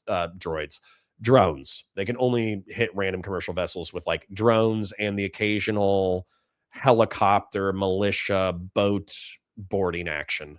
So yeah, once again, I just don't think the Houthis are particularly like a huge threat. The Tribe for Five says, the fact that Ventress hasn't been on the big screen, also the clone troopers were legit, not clowns like we normally see. Dude, preach. Preach, King. Preach, Tribe. Around half the hostages back. But they didn't defeat Hamas, but they did defeat, or at least made a huge difference to Hezbollah and other nearby organizations, terrorist organizations. Well, that's certainly true. And indirectly, it helped also to topple the Assad regime in Syria, which was a great boon for everybody, except it's not clear what Assad's successor in Syria means vis-a-vis Israel in the long term. The man's a jihadist. The man belonged to Al-Qaeda. Who knows where he's going, even though he smiles when he meets President Trump. Stephen, I want to ask you, you've done a lot of debates online about Israel, and with your organization, you're going around doing debates about different things as well. We've seen so many people go against Israel. Why do you think there's been so much criticism against Israel? Do you think it's a generational shift? Is it social media, where social media shows a negative? Absolutely, there's a generational shift. I'm setting a goal. Oh, it's already set. Okay, cool. I was wondering if it was set. Perfect. I did set a goal. Like the stream, share it with your friends, engage with chat, super chats if you got them, memberships if you got them. Thank you to the Tribe for 2 super chats. The Tribe with a membership. Thank you to Grassroots Hegemon for the 10 and Audacity with the 5. Let's go. Negatives of Israel, or maybe Israel is just doing war crimes. What do you think the issue is? Something I've said a lot is that I feel like people on the far right, and I think sometimes maybe Israel even, kind of thought that they were better at propaganda than they actually were. I think that if you go back to kind of the founding of Israel from 48 onwards, I think that the founding of the country and then the next 2 or 3 decades, I think lent itself kind of naturally to a really cool story. If you were a person in the West, you look at the Arabs in a barbaric way, and you see this, this democracy that seems to spring up in the Middle East, and it seems to resemble your Western values, and it's one democracy fighting so many other countries, and that story just kind of like lends itself to being a inspirational story for people in the West. So I feel like if you were like a baby boomer or Generation X, you kind of grew up just seeing that, and you just had like a naturally positive opinion of Israel. I think that for millennials and younger, as a lot of the larger enemies of Israel have kind of fallen by the wayside, I think my generation and younger, the only vision that we have of Israel is just Israel basically fighting with Palestinians. And I think that Israelis seem to carry with them from the past that concept of all of the surrounding nations could destroy us at any moment. And then my generation and younger look at Israel and they see Iran attack, and they see like Jordan helping to intercept missiles, or they see that big attack in the Gaza Strip, and they don't see, all the other Palestinians join in, like in the Second Intifada. And we just kind of look at it and we're like, I don't know. It kind of seems like Israel's the bully here. I think that that's just how it looks very naturally when you see what plays out on TV and everything else. And then obviously the Palestinians are very good at kind of the language of Western propaganda for, garnering sympathy and everything. So I feel like that's kind of why the situation has played out to where my generation and younger just lacks the natural organic sympathy for the country. That's how I feel. Dude, 100% agreed. I'll try not to directly one-to-one repeat it, but I was raised with the narrative. Okay, I was raised with the narrative. Fuck you, Christian Valeris. But I was raised with the narrative that Jews were in the Holy Land for a long time. They conquered the land of Canaan. We can read about it in the Bible. They have all these great leaders. And then there was the Babylonian exile and the Persian conquest and the Greek conquest and the Roman conquest. And then Jesus was born, and Jesus is one of the most important people in history. And then the Jews, while they don't believe in Jesus, they're still people of the book, so to speak, kind of to steal a Muslim term. And they're people of the book, and we should love them and respect them. They might be lost, but God still loves them as his original chosen people, et cetera, et cetera. And so as a result, like we should help them and protect them. And we also have this dark history of medieval anti-Semitism where we push the Jews into various industries and treated them like shit and blamed them for poisoned wells and blamed them for child sacrifice. And then we went on these pogroms, and then we like slaughtered a bunch of them for crimes that they didn't commit, very similar to like lynchings in the 19th century America. And then as a result of that poor that poor opinion of Jews in the nationalist wars of the early 20th century, Germany decided that they were going to liquidate the population of Jews from Europe, and that killed roughly a third of the total Jewish population. So as a result, Jews have immigrated to two locations, Israel and the United States. And obviously the formation of Israel and the Nakba and the reverse Nakba and all that kind of stuff is very fraught. There's lots of different historical contentions about the war crimes and massacres and ethnic displacement that happened during that time. But effectively, the state of Israel has been around since 1948. All of its neighbors have tried to destroy it 3 or 4 times. They failed every single time. They are a democracy or a representative republic. They are mixed economy capitalists. They are friendly to the United States. We do share a lot of technology. We do share a lot of information. We do share a lot of intel. And so as a result, they should be like our little baby brother in the Middle East and North Africa. And we should make sure that Arab nations and Muslim nations are not capable of effectively creating another Holocaust by wiping out the state of Israel. That's what I've just stated for you within the past 2 minutes or so is the prevalent narrative for people who were born in the late 80s, who particularly had World War II grandparents who were anxious because they had grown up in a world at war. They knew that mass industrial slaughter of human beings based off of ethno-religious lines was real. And so they were always telling the younger generation, like, hey, I didn't think it was going to happen during my lifetime. So you need to be on the lookout for this to happen during your lifetime, because if you let this go bad, it will go very bad, very quick, and a lot of people will die. And that's kind of like, I would say, the World War II generation, the boomer generation, the Gen X and the millennial who had World War II grandparents or great-grandparents that they got to meet. That's kind of like the paranoia, anxiety, and Zionist narrative that was given to Americans and to Jews in the Western world. Now, because of the democratization of social media, we're seeing a lot of other narratives. We're seeing the Palestinian narrative. We're seeing the Arab narrative, where it's effectively like, all these motherfuckers are European, and they didn't live here for a really long time. They arguably didn't live here for like 800 years. And they claim a historical right to come back here, but that historical right has resulted in the displacement of indigenous people. And so the indigenous people are mad. And yeah, maybe we try to kill them a few times. But realistically, just because we try to kill them a few times doesn't mean that they're morally correct in their settler, colonial, European-based project. And so as a result, these guys can go fuck themselves. And so I don't really... Part of the reason why I'm still tepidly Zionist, I say, is because it's like, where are the Israelis supposed to fuck off to, right? If they all fuck off to the United States, I mean, that would be ideal. But at the same time, like, if they can defend their own nation state, if the Arab Muslims, attack them, and the Israelis are capable of defending themselves with nukes, with conventional weapons, with foreign support, then at some point it just kind of becomes a skill issue, and you have to find a diplomatic solution.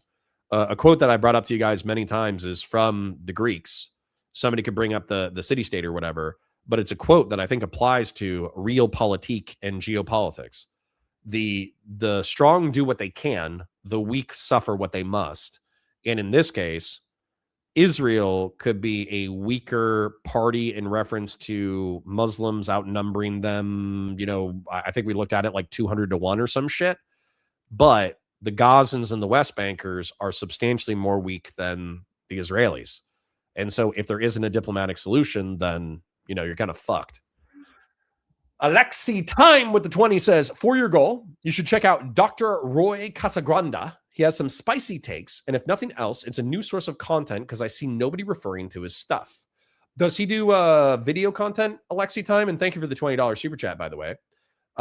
Justin says for the goal for $2. Thank you, King.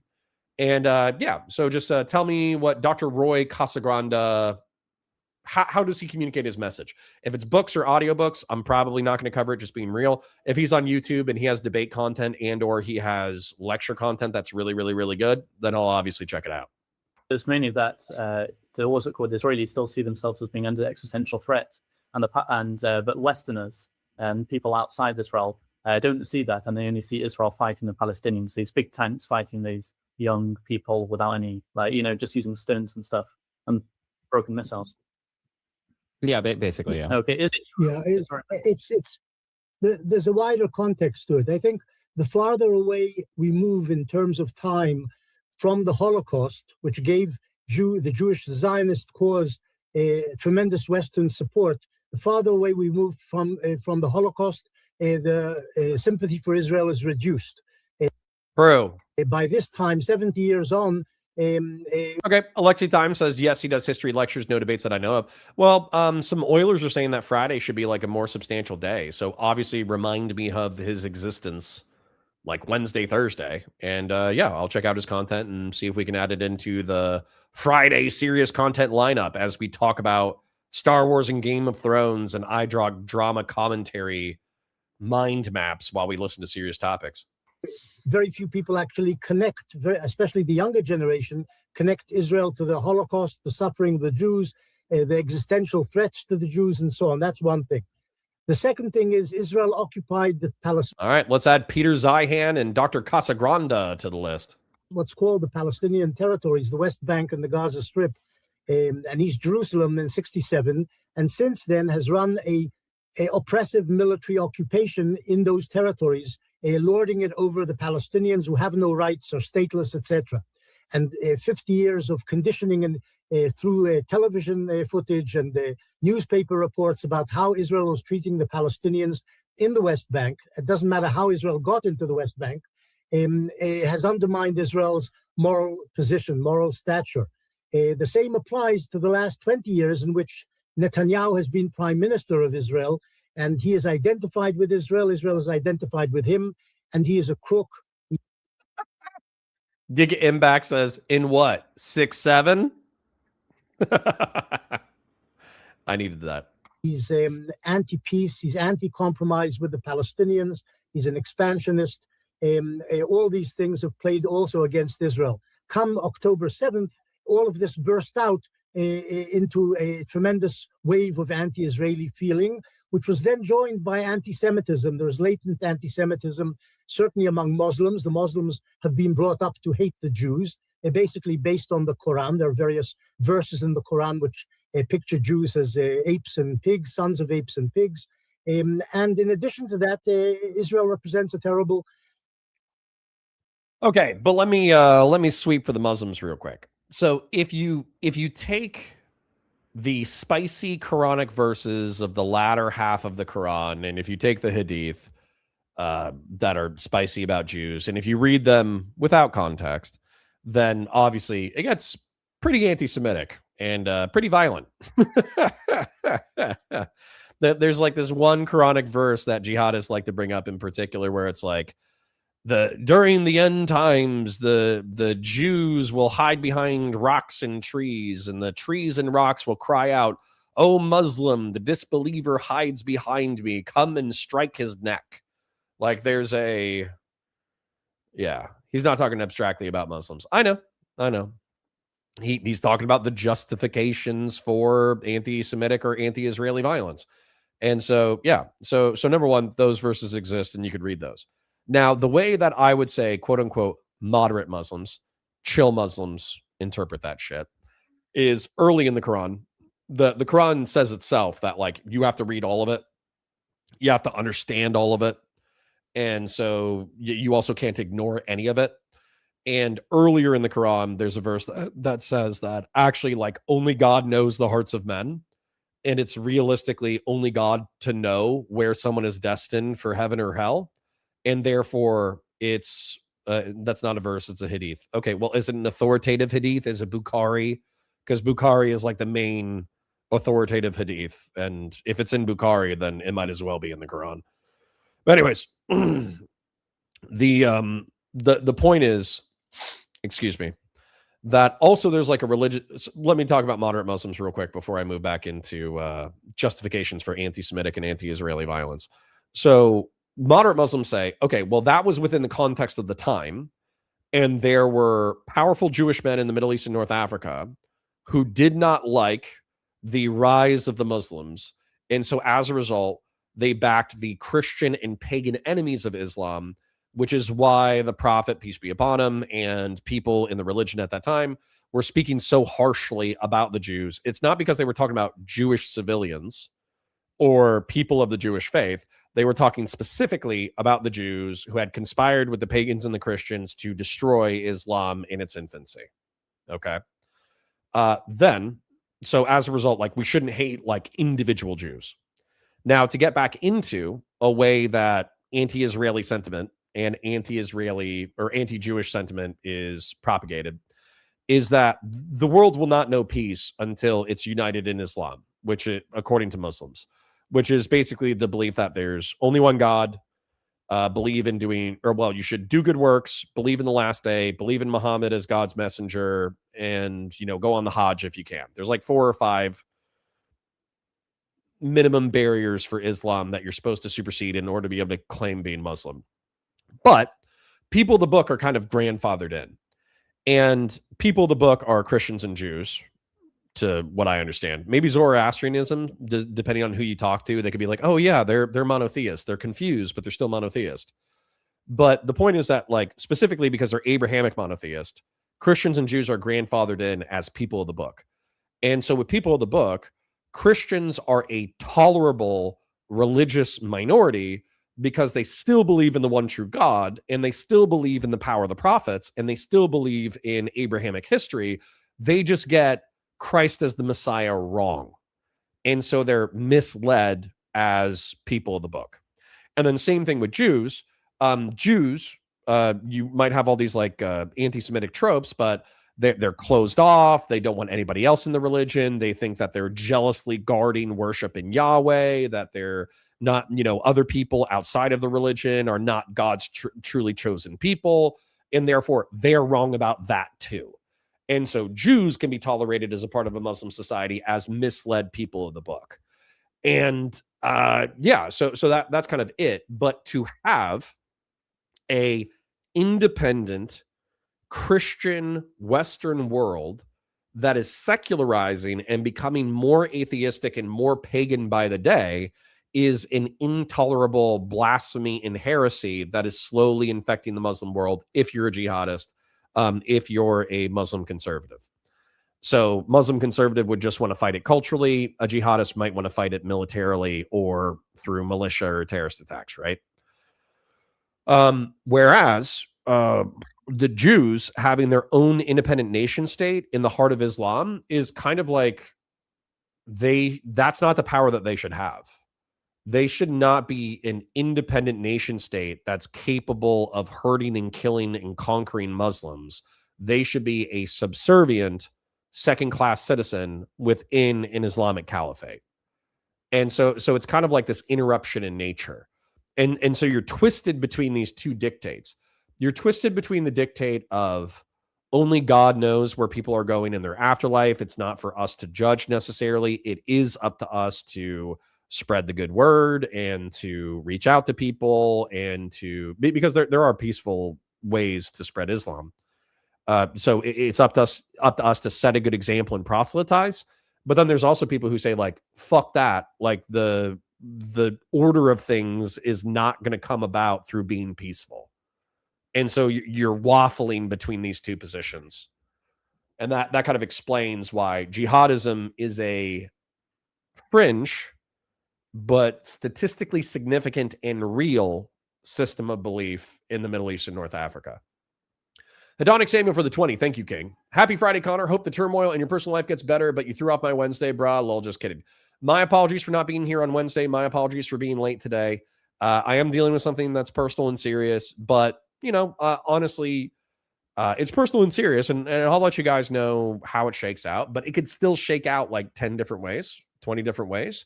And I just don't know how it's going to go. So, but until then, we endure, we persist, we do what we need to do.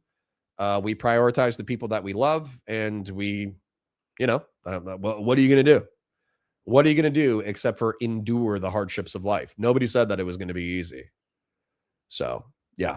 Let's continue with the content though, but I'll be reading chat a little bit just because I see you guys popping off a little bit. A monster in terms of Islam and in terms of the Arab world. This has been the situation certainly since 1948. So you have anti-Semitism there, anti-Israeli feeling, and you've got anti-Semitism among Christians also, which joined this anti-Israeli surge after October 7th. So if Israel will Israel always face the anti-Semitism from their neighboring Arab states? And also, do you think it was a huge strategic mistake for Israel to conquer the territory in 67? Stephen? Was that sorry, Benny, I was asking you because you said, yeah. Say that again. Okay, do you think it was a huge strategic mistake for Israel to conquer the territory they did in 1967, West Bank? No, the 67 war was forced on Israel. It didn't just conquer the territories. Nasser in Egypt and the Sinai Peninsula set up his 5 divisions and threatened Israel. He had an alliance with Jordan, an alliance with Syria. They were busy strangling Israel. They closed the Straits of Tiran. They threw out the UN force from the Sinai Peninsula. Israel had good reason to go against Egypt in 1967 on the 5th of June. They were joined, the Egyptians, by the Jordanians. Israel said to the Jordanians, stay out of it, we won't touch you. The Jordanians wouldn't listen, and they started shooting at Jerusalem and Tel Aviv, artillery fire and so on, and forced Israel essentially to conquer the West Bank. Whether Israel afterwards should have remained in the West Bank is another question. Should it have settled in the West Bank is another question. But they had no choice in June 1967 except to conquer these territories. As I say, they should have thought about it more carefully, more wisely, and perhaps gotten out of the West Bank by an agreement with King Hussein of Jordan. At the time, they didn't do it. They didn't offer Hussein the West Bank and East Jerusalem to return to East Jerusalem and the West Bank. And so we ended up there, and a large settler movement, pro-annexation movement, grew up in Israel, and Israel ended up settling in the West Bank and making it impossible to divest of the West Bank.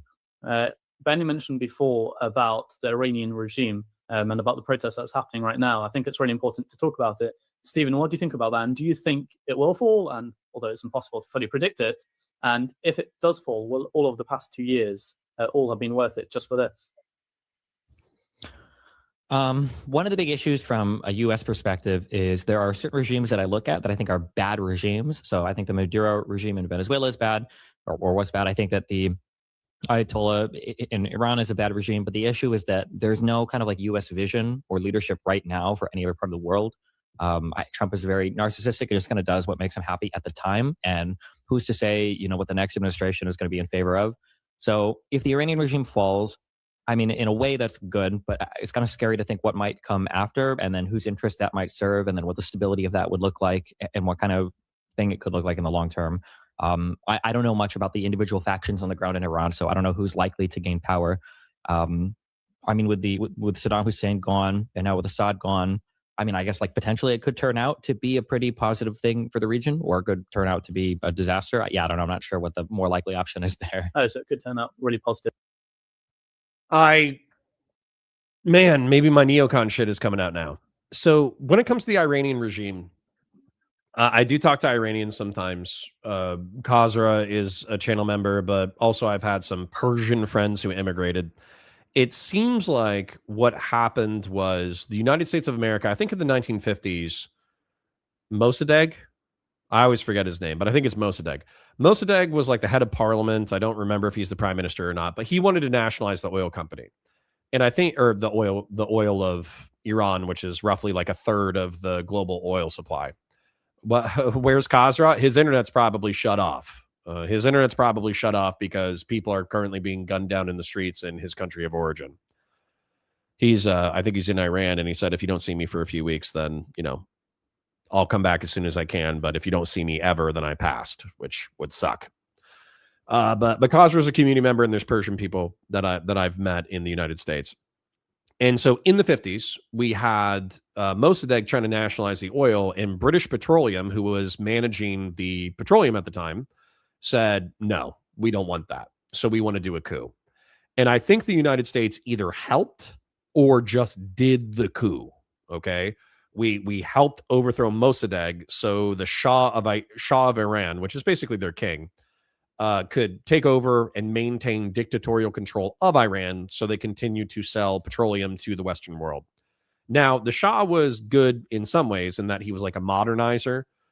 He liberalized social institutions for women, allowed them to get into higher education, didn't limit their vocational purpose, allowed alcohol, allowed pop culture, allowed American TV, allowed Western consumer goods into the capital and all that kind of stuff.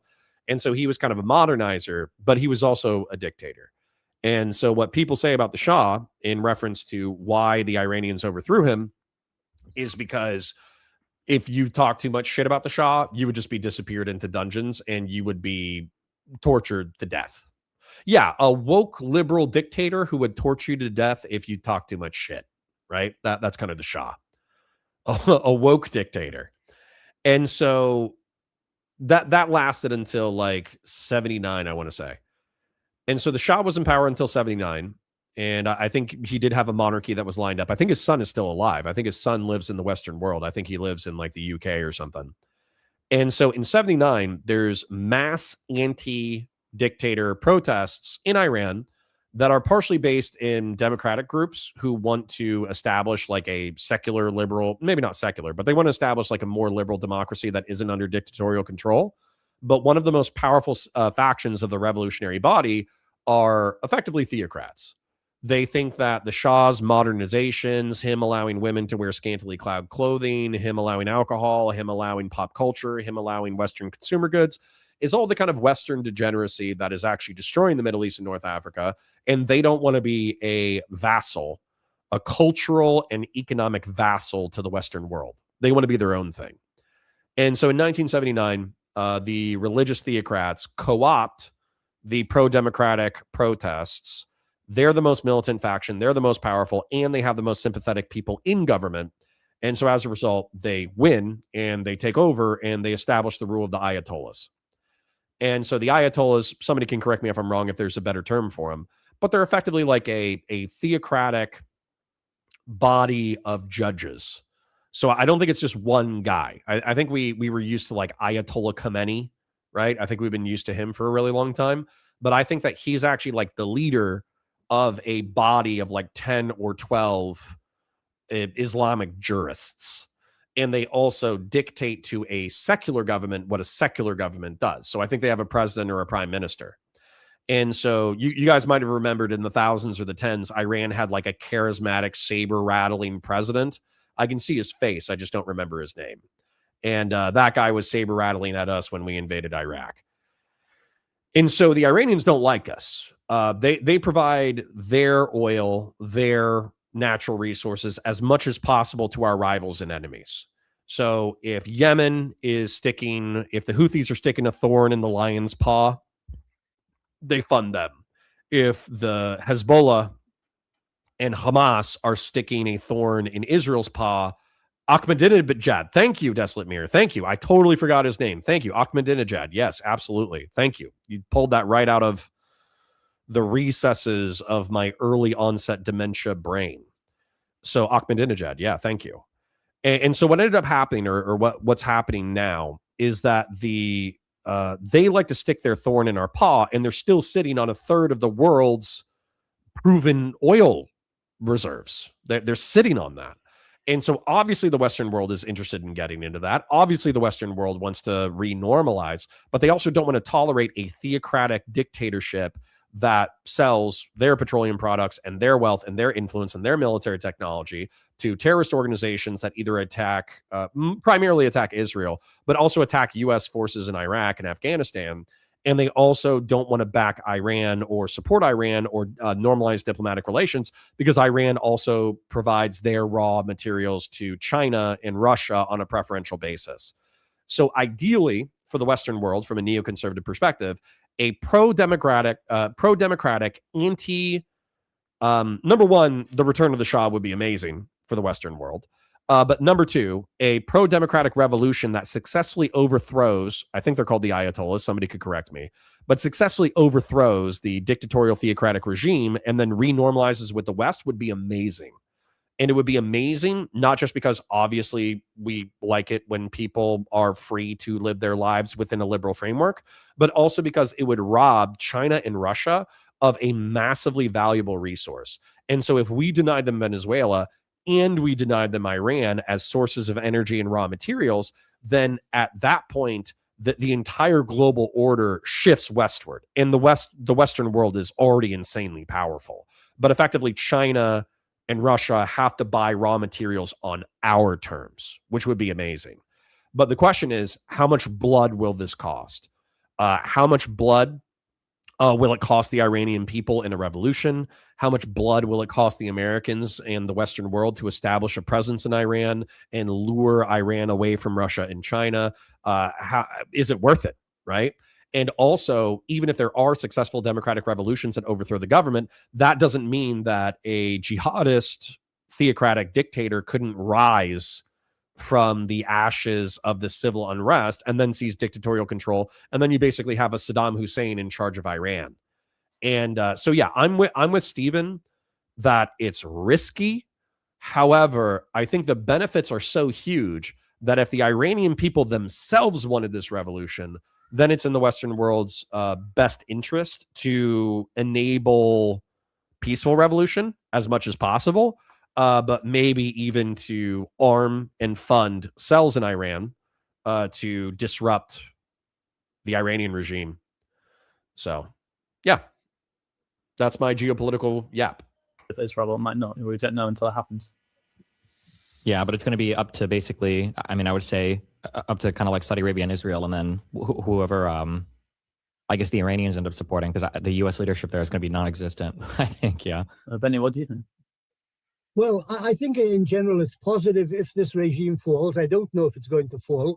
I can't think of anything worse, anybody worse ruling the Iran than these Ayatollahs with their medieval beliefs and their anti-Westernism and anti-Semitism. They fall, it's good. As Stephen said, it's not clear who will succeed them, but I can't think of anybody worse succeeding them. So probably what will happen is chaos, and afterwards something will emerge, the Shah's son or some parties who are underground at the moment. But I should imagine it'll be better. And if they stop their nuclear program, that will be to the great benefit of Israel and the world, I think. And one must hope that that's what's going to happen if this regime falls. But as I say, who knows if it's going to fall? And even if it does, if a secular democracy will replace it, that's also a question. What will happen after that if it does fall? We hope so. Yeah, well, democracy is a good idea. All right. Somebody said Sarcasmatron. Somebody said Peter Zahan. And then there was somebody else who I was saying, like, hey, remind me that this creator exists on Wednesday, Thursday, and we'll add them to the list of serious people to check out. I'm going to put Ryan Getty on here. I'm not going to lie. Love me some Ryan Getty. You guys said William Spaniel. Big fan of William Spaniel. Big fan of Ryan Getty. And somebody said something else. Roy Casagranda. They're saying that he might be like a West Bad kind of guy, but he could still be an entertaining, narrativizing historian who would be worth reacting to. So I just added Sarcasmatron, Peter Zahan, Ryan Getty, William Spaniel, and Roy Casagranda to our more serious React content. So Hedonics Annual, thank you for the 10 for suggesting Sarcasmatron. I'll take a look at it. Yeah, anywhere it happens, and hopefully that's what will emerge if they fall. Oh, and somebody says Sarah Payne. I think it was briefly mentioned before, but about Trump's peace deal or so-called peace deal in Gaza. Benny, what do you think about it? Is it a real chance? Is it going to lead to real peace? Is it even a peace deal? I don't know. I think, as Stephen said, I'm pessimistic about the future of Israeli-Palestinian relations, and Gaza is part of this puzzle. I don't see how Hamas is going to be disarmed, so Hamas will remain in Gaza. Israel doesn't want to remain in the half of Gaza it still occupies forever, so Israel will eventually move out of the Gaza Strip. the Hamas will become stronger and will represent a threat to the Israeli settlements around the Gaza Strip, to the Israeli south after that. That's one problem. The second is that the present Israeli government, which is very right-wing, expansionist, doesn't want to. Yeah, I think so. Sorry, somebody said this before. Giga Impact 138 says, Connor, do you know a bit about internal Israeli politics? I suggest you look into it because I really wonder who you would vote for. I should and could take a look at it. The way that I've heard it described, I used to talk to a guy named Mossad who was extremely right-wing and a huge asshole. And like, if you didn't agree with like the Giga Zionist perspective, then he would just like freak out on you for being insufficiently supportive of Israel. But I also spoke to an Israeli leftist as well. And to hear the Israeli leftist say it, that the left wing, the far left wing, doesn't have very much support. That there's really like dozens, maybe hundreds of people, maybe a few thousand hardcore left wingers in Israel that are like openly progressive, where not only maybe do they want redistributive economics, but they genuinely want a two-state solution or a one-state solution that's oriented towards Palestinians or something like that. It's like really not that many people in Israel who are giga sympathetic to Palestinians. And then if you're talking about Fellrunner saying 20%, but I was going to say like, as far as like the liberals or the left-wing faction, I also understand that they're kind of, correct me if I'm wrong, because this is almost like pure vibes based off of conversations, is that they're routinely at like 49% or 45% or 40%, to the point that a conservative coalition of the moderate right wing and the extreme right wing always wins. But then with the moderate right wing and the extreme right wing, what happens is the moderate right wing doesn't check the far right wing enough. And so you basically have like psychos at the heads of government. So Bibi Netanyahu, as an example, apparently Israelis don't really like, because he's viewed as always saber rattling, always chest beating, always willing to scrap with Palestinians and Gazans, always using terrorist attacks as pretext in order to gain more land, more power, more military concessions. And then also, basically, he doesn't squander any. He doesn't squander a single crisis. He will use any crisis in order to forward the settlement project in the West Bank and probably the eventual annexation of Gaza. And so he also is somebody saying he's corrupt. And so the question kind of becomes like, is Bibi Netanyahu going to be replaced with a more sane right-wing person?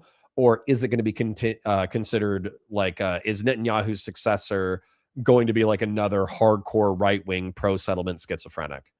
That's my purely vibe-based, half a dozen conversations with random people perspective. I actually do not understand the deeper elements of the politics. I did write down Heather Cox Richardson as another person. Christian Blair says he was a liar. Yeah, Mossad always had very strong opinions, and if you didn't agree with them immediately, he would freak out on you. Severin says Sean Munger is literally the best history channel and must check out for Connor, but his vids might be too long for your React streams. Okay, I'll add Sean Munger. Obviously, everybody likes that. Who is that hardcore history guy? Everybody likes that guy. You know what I've thought about doing? So I've thought about doing, I already have too many projects as is, so I need to focus on the projects as is. But once Counterpoints Politics is off the ground, thank you guys for your support, by the way. We're at 4 out of 10 on the goal, and we have 9 super chats so far today. We're 2 hours into the stream. We're on pace for a decent day. So like the stream, share it with your friends, engage with chat, super chats if you got them, memberships if you got them. But what I was going to say is, once I get Counterpoint Star Wars and Counterpoints 40K is off the ground, that thing already prints money. It doesn't always print a lot of money, but even when it's not printing a lot of money, it's still printing a decent amount of money. So I need to get Counterpoint Star Wars and Counterpoint Sci-Fi off the ground to the point that they're printing as much money or almost as much money as Counterpoint's 40K. Then I really don't have to worry about politics that much. Politics, I love hanging out with you guys. I love streaming. I love hanging out. I love talking about cool stuff. I love this, that, the other. But I'm not going to lie. This is a substantive amount of my income. Counterpoints Politics is, but it feels the most precarious because I have to show up every day. I have to shill to you guys. I'm reliant on a few big oilers, and then we got a ton of chippers. I'm not trying to be ungrateful. I'm just trying to say that this is simultaneously a large part of my money, a large part of my revenue, but it's also the most precarious. And so I need to figure out how to make the VODs more of a share of my revenue, because my live streams do fine. My VODs don't do well, though. I just haven't found my target audience, or my content quality just isn't that good, or I yap for too long, or I have too much ADD or whatever, or maybe I'm too autistic. I have no idea. But the VODs are not where I need them to be. So I need to get the VODs where they need to be. Once that's done, though, I was thinking about another channel, because I can't stop making channels. Real life lore. Okay. Real life lore would be my version of like hardcore history, where the way that I researched the lore of Warhammer 40K and Star Wars and different battles and all that kind of stuff, I would effectively go chronologically through human history and break down big battles, big events, big political factions as if they were science fiction or fantasy factions. And that would be, yeah, real life lore of Simo Haya. I don't know who Simo Haya is, but yeah, see, I already got a few, positive reactions in chat. I would, because if you check out my 40K content, the reacting to the content, obviously people enjoy that, when I actually get, when I'm excited, people are excited. People like to watch content with who they perceive as like a parasocial friend. Oh, Simo Haya is the White Death. Yeah, dude, I would love to go over Simo Haya. I would love to go over his upbringing, how he was raised as a hunter, who raised him, if it was like an uncle or a grandparent, how he enlisted in the military, the equipment he used, the tactics he used, all that kind of stuff. And I would love to use like art and fiction film in order to emphasize the lore, right? And so yeah, so I just think it's like a brilliant idea. So AK Batusai says, unfortunately, I don't think many peeps are interested in 6-month-old political commentary that isn't direct reactions to breaking news. Yeah, for sure. But yeah, that's the that would be like a future project once things are kind of, I'm still in the building stage for sci-fi. I'm still in the building stage for Star Wars. I'm still in the building stage for politics.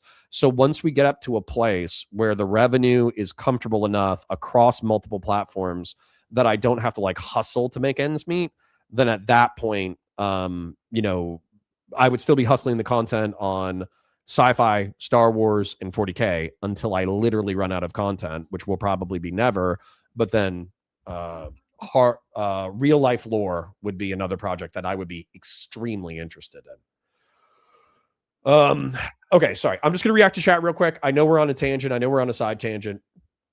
But I'm going to react to chat real quick because I'm engaging with my community. Fuck off if you don't like that. First T News says, have you read the stuff from the post-liberals, Sarah Amari, Adrian Vermella? They have a publication called Compact Mag and Launch Ideology Against the Dead Consensus. No, I haven't. The only thing that's happened is I've heard a bunch of my right-wing friends play with post-liberalism. Unfortunately, you probably don't want me to read this because I might try to co-opt post-liberalism into my own ideology. And then you guys will be like, oh no, Connor's a schizophrenic right-winger now. He's not like 80% a liberal or 90% a liberal who just likes guns and is a little bit racist. Now he's actually a schizophrenic right-winger. But it's worth playing with, right? It's kind of like using the dark side of the force, right? Every now and then, as a treat, do you want to throw some chain lightning into your enemies? Sure. Could be fun. But if you do it enough, will your eyeballs start glowing yellow and will you become evil? Yes. And that's kind of how I view dissident right-wing philosophy. It's like, is dabbling in a little bit of dissident right-wing philosophy fun? Yeah. Is thinking about using power in order to effectuate a more ordered and healthy society fun? Yeah. Is it also the power of the dark side calling to you that you will not be corrupted and you can wield the power of life and death without becoming a monster? And the answer is yes. So you got to be careful. You got to be careful with dissident right-wing ideas. It's basically like, hey, Connor, do you want to read some Sith holocrons for fun? It's like, yeah. Can't promise you I'm not going to become Sith afterwards, but reading some Sith holocrons does sound fun. So, anyways, yes, the White Death in Finland. I am familiar vaguely with his exploits. Total fucking badass. Fellrunner says, you did a talk on young men and not taking the foot off the gas, and it was the golden perfect for a short. Thank you, Fellrunner. I'll find it, but if you have a timestamp, that would be great. There is a YouTube channel called Real Life Lore that does geopolitics. Well, I'm still going to name myself Real Life Lore and then kick the shit out of his metrics. How about that? AK Batu Sai says, unfortunately, I don't think many peeps are interested in 6-month-old political commentary that isn't directly reactions of current events. I agree with you, but our chop time is 1 week. So I don't know if that's a feedback on the VODs. Our VODs is not 6 months old. Our VODs are like a week or two old, which is still too old in this realm. What are your thoughts on Metatron, Connor? I used to like him, but then he started posting unhinged stuff about black people. I don't know. I'm unfamiliar with Metatron. Christian Valeris, 500 plus KIAs for the White Death. You have to bear in mind that could be exaggerated, but even if that's exaggerated, the dude's probably killed 200 people. Kind of insane. Barabbas to Antioch renewed their membership. Thank you, King. Every time I ask Israeli liberals about how they feel about how things are going, it's always just ultra depression.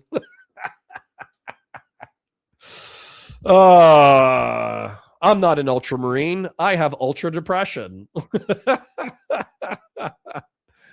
First he says, I did exactly that though, so I'd be into it. Okay, cool. Andre Sondelescu says, there's already is a channel called Real Life Lore. Lol. Okay, I'm gonna steal their name and I'm gonna do it better. I'm gonna steal their SEO. AK Batusai says, you can use live streams to refine your maps drawings and then do a concentrated vid to update your map drawings that aren't schizo about other topics. That doesn't sound as fun. That also sounds like effort. Hedonic Samuel renewed their membership as well. Hey, if you were looking for some fun off-stream videos, Alex Steele is amazing. He's like Harry Potter, but he forges hammers and shit. I mean, that's based. First T News says, for example, Amari is one of those Catholic converts that flirts with theocracy, but in a two kingdoms doctrine Protestant, but I still like a good amount of his stuff. Yeah, for sure. For sure. That's, like I said, you know, do I think that if I was able to use the power of the church to compel free people into not being pieces of shit, arguably on a statistical basis, would the world be a better place? Yes. But do I think that there would be a ton of not only sin, because sin is its own thing, but do I think that there would be a ton of lying, hypocrisy, power grabs, violence, and all that kind of shit in order for people who want to be free, trying to be free, and then fighting the oppressions of the system? Absolutely. And that's kind of where, like, you kind of have to pick your sin, right? Because do you want the sin of Christian Valeris being a dink and, you know, maybe not having kids? Maybe he doesn't want kids. So the species is worse off because a smart man and his gooner wife and gooner partners don't want to have kids. Is the world measurably worse off because he doesn't have his own kids? Yes. But if I was to try to beat him to compel him to have children, and then he resented his children, and then he resented his wife, and then he resented his life, and then it all exploded and ended in tears, is that not a worse measurable harm? And my answer is yes. I think he's a free person in a free society. He should make his own choices. Christian Blair says, nowhere is not having kids described as a sin. Not true. Not true. Now, I'll admit that it's a little bit of a biblical stretch, but if you go to Abraham and if you go to God's command to humanity, it's to go forth and be biologically fruitful. So you're actually disobeying one of the primary commands, but that's okay. I love you anyways. I love you anyways. Go forth and be fruitful. I think in Genesis. I think that's in Genesis. I think there's also a few quotes in there from Abraham. Listen, man, I'm not going to say that it's like a strong scriptural thing where I think you're going to hell. Okay. The dude who almost murdered his son is going to be the judge, going to be my judge about sin. Yeah. Yep. That's how Christianity works. Yep. Yep. That's how it works. Yes, the schizophrenic who chopped his dick tip off in the middle of the desert is going to be one of the people that you're supposed to look up to. The other guy that you're supposed to look up to is the guy who ran around in former Palestine, just like murdering random people and stealing their dick skins in order to impress a woman. So that's David. For those of you who don't know, David was kind of a psycho, bro. For those of you who don't know the story of David, like the story of David is that he was like a chill shepherd. Like he was hanging out, doing his thing, kind of a pussy. None of his brothers liked him. And then the Israelites go into battle against the Canaanites. And so David is the only guy who's not a pussy. So he grabs a rock, he puts it into a sling. He doesn't want the armor, he doesn't want the sword. He throws it into Goliath's skull and it kills him because actually like a sling and a rock is actually super hardcore and it can fuck you up. So David actually kills Goliath with a sling and a rock and he becomes like the next person in line to be king, right? And so the jealous king hates him. The king who's currently king doesn't like him, doesn't want him to be his successor. And so he tries to keep sending him on missions to get himself killed. And I think one of the missions that he gets himself, or he tries to get him killed is, it's like, oh, you need to go fight all of these Philistine warriors and you need to prove your prowess on the battlefield. And so what David does, I think it's like 40, but bear in mind in Bible, 40 means like shitload. So the actual story of David is while the previous king is trying to get him killed. Yeah, Hercules. Yes. It's like Hercules with the 12 tasks. Absolutely. So one of David's tasks is to go fight a bunch of Philistines. And then the way that he proves that he successfully fought and killed Philistines is he chopped their dick tips off and brought them back as trophies for proving that he actually killed a bunch of Philistines. Which is like kind of hardcore, dude, because it's like not only are you fighting somebody in I don't even know if it's Iron Age, it might be like Bronze Age, but not only are you fighting somebody with like Bronze Age or like Iron Age implements, but you're killing them in battle. And then once they're dead, you're like lifting up their tunic and then you're chopping their dick tips off. It's kind of crazy, right? Kind of crazy. Anyways.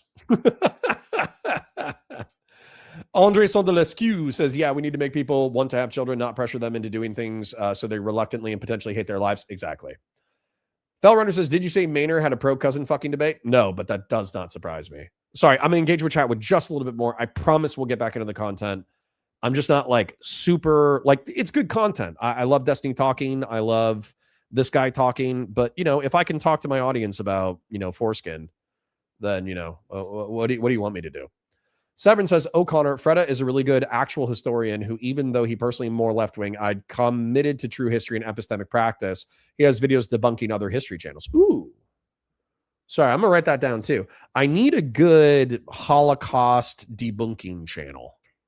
So Freda history debunking. I'll write that down. Excuse me. Voided Parrot says a bi-perverted psycho. Many such cases. True. Because Goliath wasn't a winner. True. First T News says, with AI taking away so much occupation so quickly, I'm now revisiting how strong I want people from families to have children. But once humanity adapts to AI and there are human jobs, I'd revisit it. Meh. It's always a bad time to have kids, guys. I'm just telling you. It's always a bad time to get married. It's always a bad time to have kids. You got to do it and you got to not be a pussy about it. Life's hardcore. General So says the story of David from Goliath's POV would be so funny. Yeah. Yeah, it's just like I'm showing up. There's this like weak ass kid. Nobody wants to fight me. Throws rock into face. Giga Impact says Connor was against the Philistines, who were Greek-ish, who invaded Egypt and got forced by Pharaoh to the coast of Canaan. Interesting. Connor, don't read this aloud, and then I do want to read it aloud. Apparently, people are fighting to use human poop and manure. So, yeah, that's crazy. All right, anyways, back to the content. To get out of the West Bank. In fact, it's busy slowly, creepingly annexing the West Bank, throwing out various Arab communities. Exactly, real serious. Intimidating them, harassing them, and so on in the West Bank. But it doesn't look, the Israeli government, like it wants to move towards some sort of accommodation with the Palestinians. And that will mean that the Israeli-Palestinian conflict and the Israeli occupation of the West Bank will continue. And that's, in a sense, terrible. On the other hand, you can also argue, and I also argue that if the Hamas takes over in the West Bank after Israel leaves, that also bodes for a very poor future, because a Hamas-led West Bank will be a standing threat to Israel, just like a Gaza-led Hamas is a standing threat to Israel. So I don't know how to get out of this Israeli-Palestinian conundrum. It's a real problem. Stephen, what do you think of that? Yeah, I mean, I thought it was kind of a joke, a fantastical deal with kind of very vague promises on everything. I didn't take it very seriously when I read it. It was like a 7-page generated by AI thing, and a lot of the things they were just so vague, like de-radicalizing the Palestinian Authority and de-radicalizing the Gaza Strip. Yeah, I don't know. It just seemed like kind of like a blank check or open slate for, I guess, Netanyahu to do what he wants with both regions, with the Gaza Strip and the West Bank. I mean, it also mentioned some things like there was a quote, take away all the weapons from Hamas. Hamas to just give away all the weapons. Do you think Hamas would even think about doing such a thing and even ever comply? Stephen, what do you think? I mean, no. Jen with the 10 says, I miss y'all. Actually working sucks. Thank you for the 10, by the way. We're at a 6 out of 10 on the goal. We got an hour left. I think we're going to hit it. A lot of the stuff in there is just like a thing that would be nice to happen, right? It would be like a deal saying like, and now everybody stops fighting, and now everybody's happy with each other, and now everybody has a big economy. Like it was all like vague, kind of like gesturing to whatever in my mind. Yeah. I mean, the problem with the clause about disarming the Hamas is it's not going to disarm, and no international force which will go in, Azeris, Pakistanis, Bangladeshis, they're now talking about, they're not going to fight the Hamas. Nobody's going to fight the Hamas to disarm it. It's not going to disarm voluntarily. And the Israelis don't have a stomach any longer, I think, for another round of major warfare in Gaza Strip to disarm the Hamas, so Israel won't do it. So the Hamas is going to remain there, armed and dangerous and growing. And that's one of the major problems with the Trump proposal. And just to be clear, when the UN Security Council passed this plan, Netanyahu accepted it, although a few hours later, I think he said, we're never going to have a Palestinian state. But Hamas said, no, they declined the UN resolution plan, and they said, no, we don't accept it. So, yeah, the chance of them disarming, I don't know if they will ever do that. And also, he also mentioned, like you mentioned, a foreign stabilization force. Do you think other Arab nations will shoot at Palestinian Muslim terrorists? Will they ever do that, Benny? What do you think? Well, the answer is in your question. Arab forces are not going to go into the Gaza Strip and try to disarm the Hamas and fight the Hamas in order to disarm them. It's not going to happen. Arabs are not going to kill other Arabs.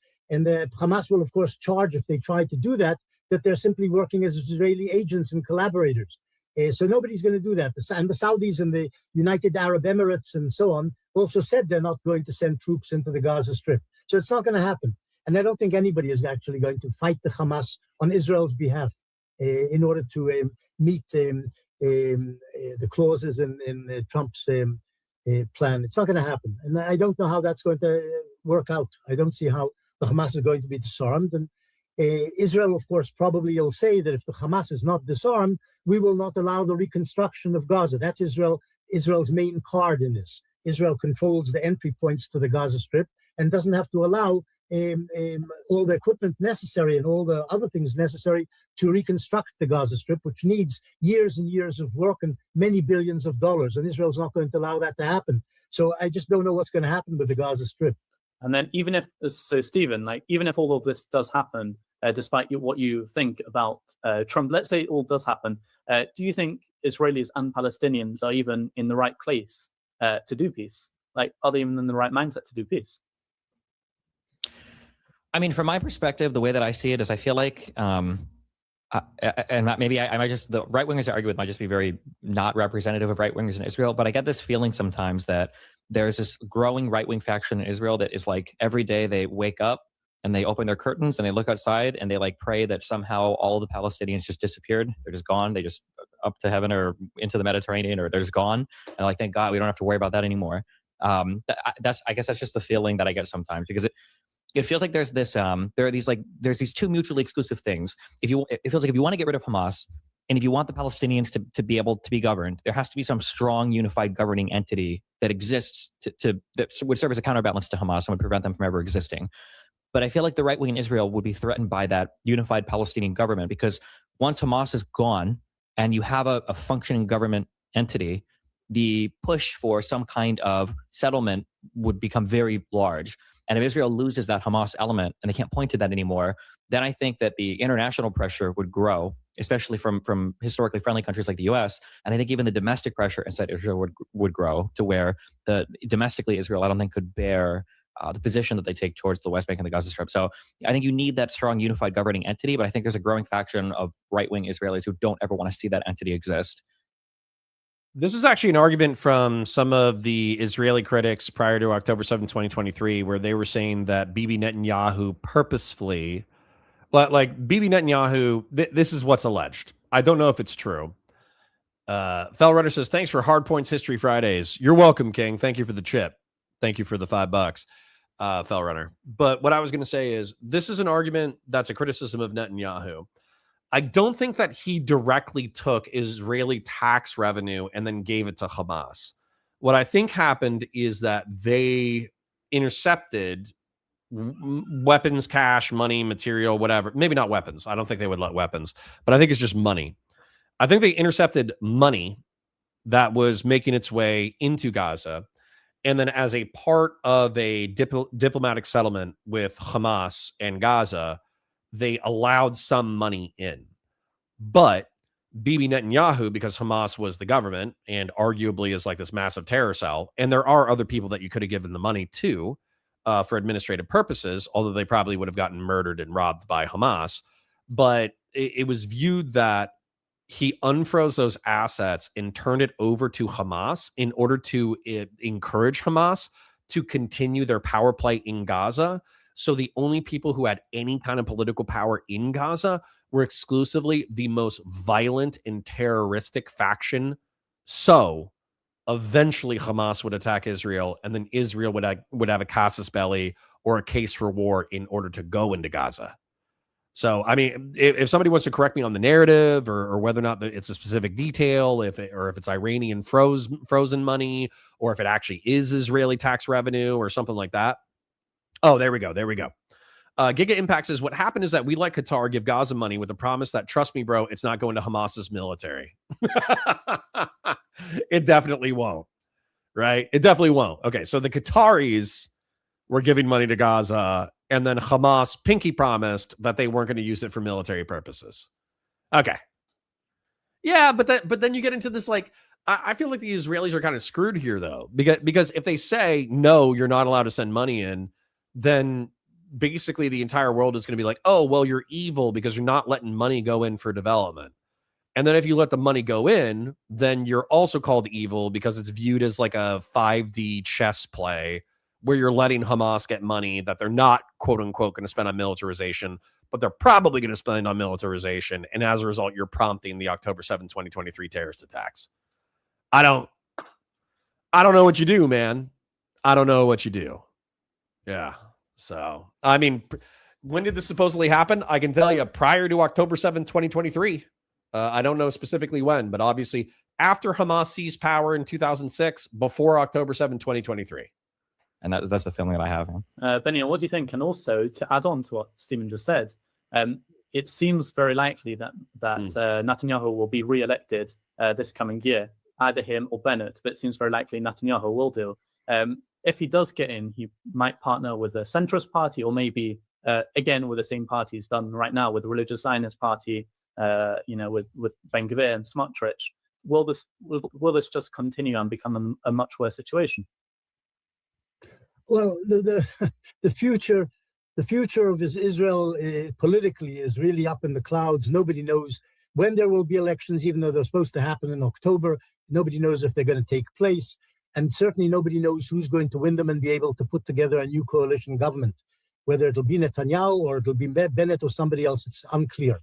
What is clear at the moment is there's a very right-wing Israeli government, which, as Stephen said, doesn't want to see a Palestinian state, and therefore will not move towards a peaceful accommodation, a compromise with the Palestinians.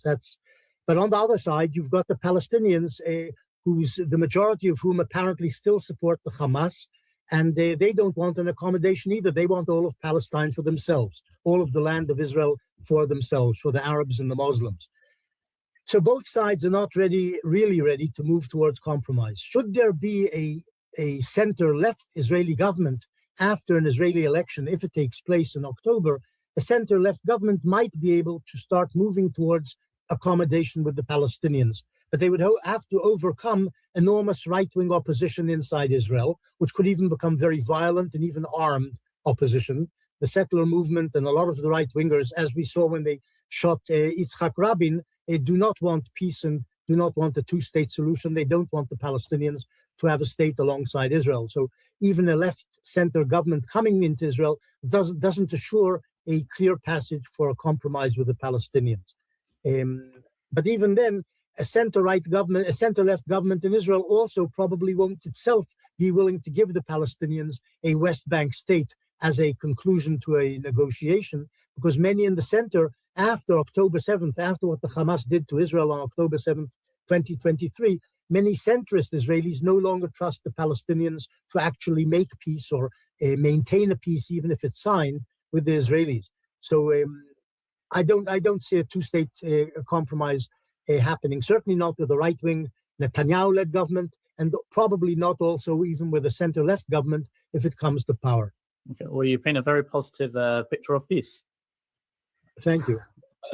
I want to ask you as well, you posted in your Substack, just to give some promotion to your Substack, Benny, you've got a Substack page that Israeli settlers in the West Bank use violence, just as you mentioned now, about religious right-wingers, that they can get violent, that they use violence to terrorize and depopulate the Arabs, and that the IDF is complicit in this, either by actively helping them or by turning a blind eye.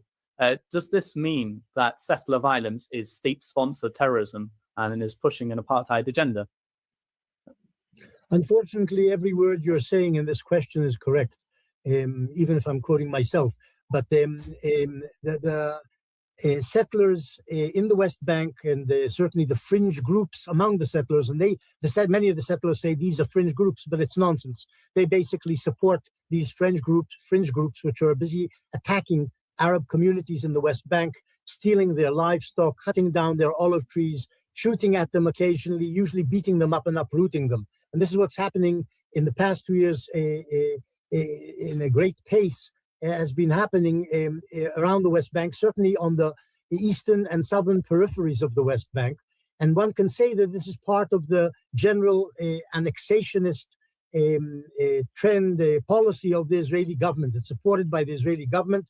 They turn a blind eye to it, or even sometimes troops and police support these acts of violence, this essentially terrorism by Jews in the West Bank against the Arab inhabitants of the West Bank. The government supports this because the government's policy is to annex the West Bank, and this helps them rid the West Bank of Arab communities, and they hope will eventually rid the West Bank also of Arabs who slowly will become so pessimistic and so oppressed that they will want to leave the West Bank and go to America or Canada or somewhere. This is what's happening in the West Bank. It's a terrible human tragedy, in my view, and especially as it undermines any possibility of a two-state solution. Would you call it an apartheid?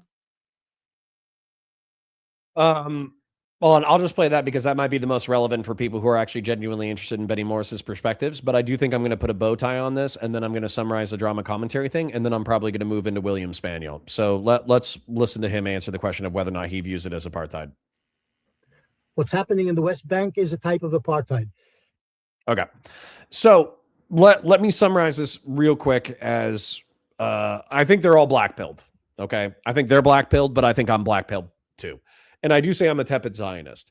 So like I said, I was brought up with the post-World War II consensus of supporting the state of Israel and thinking that it's a mixed economy capitalist, liberal-ish, democratic-ish state that advocates for the well-beings of Israelis and tolerates 20% of their population that are Arab Muslim, who are treated like human beings. They're not, most Jews don't see the average like Muslim Palestinian citizen of Israel and instantaneously spit on the ground or slap them or punch them or try to dispossess them of their property because they're quote unquote the good ones. Now, maybe that feels a little bit racist. Maybe that feels a little bit crazy, but I feel like people in Israel routinely say, oh yeah, I have Arab Muslim friends. Oh yeah, I have Arab Muslim, friends who serve in the IDF and are actually like proud Israeli citizens. Oh yeah, like, they're more integrated into society, and we hang out and we talk and we get tea and we talk about politics and we talk about Palestine and we talk about this and we talk about that. So I don't know if that's true, but a lot of Israelis basically do the I have a black friend thing in reference to like Arab Muslim Palestinians, right? Then when it comes to the surrounding territories, though, this is where it gets blackpilling. I think that when we get people like Doobie in here, I think when we get people like Hassan Piker sycophants in here, they think that Israel is going for the whole greater Israel project, that they actually want to annex the eastern side of the Nile to the western Euphrates. And that's their like 1,000-year goal, is to fulfill the prophecy of Abraham. But I think that that's such like most people are not really like most Jews are not like fervent, zealous, literalist Jews. They're kind of like secular and modernist, and they might take their faith seriously, and they might believe in God or something like that, but they don't believe in the Bible as like the literal manifestation of God's will on earth, and they must conquer from this territory to this territory in order to fulfill God's prophecy. I don't think that's even like more than 10 or 20% of Israel, although those people obviously exist. What I think is more likely is because of the geographic precariousness of the state of Israel, where Gaza is effectively this like Arab, Palestinian, Muslim small sector in the bottom left corner of Israel, whereas a border with Egypt on the Sinai would make more sense. And then also the same thing with the West Bank, where the West Bank is effectively like, I only have something vulgar to say. It basically looks like a 3, okay? If you drew a 3 around the city of Jerusalem, and the middle part of the 3 was the city of Jerusalem, and then you had 2 boob-shaped boob-shaped circles that extended out and then hit the West Bank of the Jordan River, then that's what it would be. And so, yeah, I'm saying most religious fanatics are dangerous, 100%, absolutely. But basically, that territory, I think Israel is interested in slow annexing over the next 100 years. Okay, they're just interested in slow annexing it. The reason why they don't want a 2-state, if I could snap my fingers and point my gun at Bibi Netanyahu's face, ass crack actually might have been nice. We'll take a look at a picture in a second. We'll decide whether or not it looks like an ass crack or if it looks like boobs. But the point is, if I could point a gun at Bibi Netanyahu and say, you are no longer annexing the West Bank and you are no longer annexing Gaza, we are going to create a highway between these two areas that are going to be, it's going to be controlled by Arab Muslim Palestinians. We're going to put a highway between these two places. That way people can freely travel back and forth. The West Bank has a frozen border here. That makes sense for Israeli and Palestinian military and economic interest. And the Gazans are going to have a border here that makes sense for Israeli and Palestinian interests. And that's it. 2-state solution, you're done. There is a state known as Palestine that has this government. That is not a terrorist government, hopefully. Hopefully it's actually like legitimately a nation state that's capable of governing and delivering essential services to its people. And then I would tell the Palestinians, we are coming, we could call it apartheid. Yeah, we could call it apartheid highway. Perfect. You already named it, Fell Runner. Excellent. We'll name it apartheid highway. And then, partially sarcastic. And then between those two territories, I would come in the same way that I would point a gun at Bibi Netanyahu and say, you're no longer annexing any more territory. You're no longer letting settlers into the West Bank. You're done. Here's the borders. Is the same way that I would go to the Palestinians and I would say, you fought a war and you lost. Okay, it's done. From the river to the sea, you're not getting shit. You're getting 2-state borders. And if you launch military operations against Israel, we're going to come in and kick your fucking ass. But if you agree to the new borders, we're effectively going to come in. We're going to knock down every piece of shitty infrastructure you've ever built.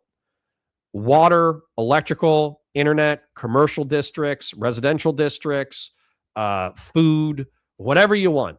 Okay. From a material perspective, we are going to make you a better Dubai. Okay. Not like Dubai with like all the hedonism and having sex with camels and stuff, but like the Dubai of like, just you have an incredible amount of economic opportunity. And I would do it at gunpoint. And I would say, you're welcome to try to fuck with a international peacekeeping force, but the international peacekeeping force has orders to secure the development of West Bank and Gaza, the new state of Palestine. And if you fuck with international peacekeepers, or if you try to invade Israel, we will kill every single person who tries to do that. Everyone who wants to be chill and eat McDonald's and wear some jeans and listen to Elvis Presley, you will have a beautiful, perfect, peaceful life. And we're going to make sure that it's amazing. All the people who actually like pick up an AK-47 and try to murder their neighbors, we are going to stomp into the ground. And that's the option. So anyways, that's how I would solve it. Now, what seems more likely to happen, just to put the little bow on it, though, is Israel is just going to slow annex the West Bank. I'm going to pull up some maps. They're going to keep the West Bank and they're going to keep Gaza politically and militarily off balance. The United States is going to help them keep West Bank and Gaza militarily and economically and socially off balance. And then Israel is going to slow annex it. And anytime the Palestinians engage in terrorism or engage in asymmetric warfare, they're going to use it as evidence that the Arab Palestinians are irredeemably barbaric terrorist freaks, and they have to be stomped out. That's going to be the Israeli position. So I'm going to bring this up real quick because I think we need to decide whether or not it looks like a boob. So does this look more like a butt crack or uneven boobs? It does look like a poorly drawn 3. I feel like that's like a decent analogy. I need to make sure that you guys can see this because obviously we need to resolve the aesthetics of the West Bank. Clearly, it's one of the most important things we can do today. Where's my StreamYard? No. There we go. Found it. Yeah, you can see it. So let me show you the boob. Where's the boob? Here's the boob. I would argue that this is more than a butt crack. This is a lopsided boob. Yeah, it's bleak. Well, you guys wanted real politics today, so I'm giving you real politics. Listen, Christian Valeris, Patriarch, I'm trying to think of who else. Probably send Patriarch in somewhere in there. Fellrunner, aka Batista. As a matter of fact, there's like a half dozen to a dozen of you guys who suggested even more dry geopolitical content. And you're like, no, it'll be fun. It'll be fine. We'll hang out as a geopolitical community and we'll just engage with real dark and serious topics. It's fine, Connor. Don't worry about it. Okay. We'll take a little hit in viewership, but the quality of your viewer is going to go up substantially. Don't worry about it. And then like we actually do real politics and you're like, oh, I want to kill myself. That's not my fault. We could have been talking about people's sex lives. Let's talk about, Randy Chang says, let's argue about Star Wars. Dude, we could have been talking about how we could fix the last couple of seasons of Game of Thrones, which Star Wars movie actually sucks and why, and the sex life of random people on Twitch and YouTube politics. But you guys were like, no, Connor, this is a political channel. Let's do real politics. And I was like, all right, be careful what you wish for. I'm not seeing a butt or a boob. Well, you haven't seen enough lopsided boobs then. Conservatism says, Giga Impact says, I want more Geopol. Okay, amazing. Well, like the stream, share it with your friends, engage with chat, super chats if you got them, and memberships if you got them. And I'll talk about, random crazy stuff in a second. Conservatism says, did we talk about how much money we give to that country in the Middle East as well as the ones in the East and the West of it? No, but I don't care. If it's a few $1 billion, what is it? It's like $4 billion. For us, it's not even, what is it? $6 billion is 0.16% of the budget, right? It's almost nothing. And so if you're saying like, oh, we have to give $4 billion to Israel, we have to give $2 billion to, Jordan, and we have to give $3 billion to Egypt. And what that does is it makes it so these three countries don't fight and destabilize the oil market due to war in the Middle East and North Africa. Let me ask you something. This is actually, let's say you have 3 neighbors across the street. Okay. Let's say you have 3 neighbors across the street and they like to get into fights. They like to get drunk. They like to get guns and point them at each other. They like to get knives and stab each other. They've hospitalized each other several times. Okay. And let's say that you bring in, just to make it even, let's say that it's $1,000, $100, 0.16. Let's do $1,000 times 0.16. Let's say that you bring in $1,000 a month just to keep it even. Okay. So that somehow you're able to live off of $1,000 a month in Trump's economy. Okay. You have neighbors who murder each other, and you don't like it. It's very disruptive. Okay. It's very disruptive to your work day, your work week, right? You're trying to go to sleep and you hear your neighbors screaming. You're trying to wake up and go to work, and they're like stabbing each other and shooting each other. It's like bananas. Okay. Yeah. Maybe you're even in an apartment and the walls are super thin, and these are your three neighbors who are fighting. Okay. You have two options. You can say, on principle, that's their problem and they need to deal with it. And if they get drunk and fight each other and shoot each other and stab each other, it's none of my business. I don't give a shit. It's fucking with the way that I sleep. It's fucking with the way that I go to work. It's fucking with everything. But that's not my problem, because I am not the responsible party for these people fighting all the time. Okay. And then the other option is you could pay each one of these guys, because the cost to keep the peace is $160 a month. You could pay each one of these guys $53.30, and they will all go get DoorDash. And this is like per year, right? Or, well, I guess it's on a month basis. So this is per month. Okay. Out of $1,000 that you make, you can pay your three neighbors $53 a piece. And instead of stabbing each other and getting drunk and beating the shit out of each other and interrupting you going to bed and interrupting you wake up in the morning, you can pay $53 for them to go get DoorDash, and they will shut the fuck up and they will go to bed. What's smarter?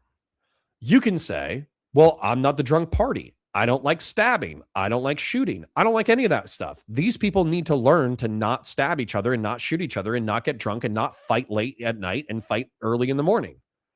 Or you could pay them $53 to shut the fuck up. I'm going to pay them $53 to shut the fuck up. I'm going to tell you straight up. Like every single time, I'm going to pay them $160 monthly to shut the fuck up. Targun Yisbin says, they're not your neighbor. No, they don't even live in the same town. Yeah, they do. They control your oil supply. Okay, Targun, they are your neighbor. If you want to make this, sure. Let's say that you're a pothead. Okay, I'll try to analogize this even more. Let's say you're a pothead and your weed dealer lives next to two other weed dealers. Okay, and you're a pothead, and every time you go over there, the pot dealers are fighting each other over who gets to do business with you, and also fighting over who gets to do business with anybody. And so as a result, while you're trying to go get your pot, there's like gunshots ringing out, and people are trying to stab each other, and they're screaming at each other, and this, that, the other. But you know that if you buy $1,000 worth of pot in a month because you have a crippling addiction to pot, you could pay $150 and everyone would keep the peace. You could pay one drug dealer $50, pay another drug dealer $50, play another drug dealer $50, and everyone would stop killing each other. Is it worth it to not get shot and to not have your pot provision interrupted to pay them $150? I think it is. I think on a sense of practicality. Once again, you can argue, I just want to buy the pot. I don't care if these drug dealers are fighting. It's not my responsibility. Why are they fighting? It's bad for business. Or you can just pay them all to fuck off. Okay? I think paying them all to fuck off is infinitely more pragmatic than saying, on principle, I don't want to spend a paltry sum of my income to keep the peace. It's actually kind of silly, in my opinion. So hold on. Let me find it's kind of silly and childish, in my opinion, to say, well, I shouldn't have to pay them. It's not my problem. It's like, okay, well, do you want your pot or not? And in this case, pot is oil. Kyle Smith says, I think it looks like a butt.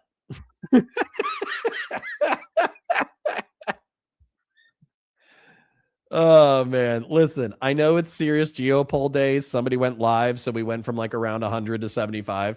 But can I say that talking about serious geopoll, analogizing real geopolitical concerns of how you pay, who you pay, when you pay, into something that I think is understandable, and then reading somebody's chat and it says, I think it looks like a butt. Like that's like the perfect duality of my stream. I love my stream. Thomas Dudley says, I'm gonna be real, Chief. The price of oil has become less and less reliant on conflict to go up every year, at least from the math that I've done. Okay. I still think it's worth it. And building a wall is apparently the most official thing you can do in their eyes. Most offensive thing you can do in the eyes. Okay. Conservative liberalism says 6.3 billion annually, cumulatively every year. Listen, guys, these guys aren't across the street. I don't hear anyone in Jordan screaming. Okay. I think you have a very myopic view. Rob Go Slow says the desire to capture Greenland shall henceforth be known as the pedo doctrine. Thank you for your attention to this blather. Thank you, Rob. And he did spell pedo the way people spell Monroe. We got we're 8 out of 10 on the goal. We got 35 minutes left. Okay. So a couple of chippers want to throw some $2 in there, $2, $5, whatever. Just get us over the goal. I'll reset the goal and then that'll be the end of the goal for the day. We're at 15 super chats on the day. I really, if we break 20, I'm not rich. I'm not going to the wife and being like, I had a really good day today. Like that, dude, you guys spoiled the shit out of me. September, October, November, and December, you guys consistently spoiled the shit out of me. Like there were days when I was like leaving stream and I was like, oh my God, I could retire now. Now that wasn't true, but I felt like I could. But yeah, if a couple of chippers want to get us over the 20, I'll reset the goal and then that'll be the goal for the day. That would be appreciated. You could be researching proctology documentation and I would still be entertained. Well, thank you, Andre Sodeliscu. That's very nice of you to say. Although I don't think that we're going to be researching proctology on this stream anytime soon. Horse God says, mind map the Israeli geopolitics issue with the Ewok Star Wars movie characters. Perfect. First T News says, another way to look at it is it could be to take the $6 billion per year and divide it by 170 million or so U.S. taxpayers. Yeah, sure. Let's do that. Let's do 6 billion. So 6 billion divide by 170 million. I always love doing this stuff because you realize how little money it is. Thank you for bringing this up, even if you were trying to make the opposite point. So $6 billion divided by 170 million people. Okay.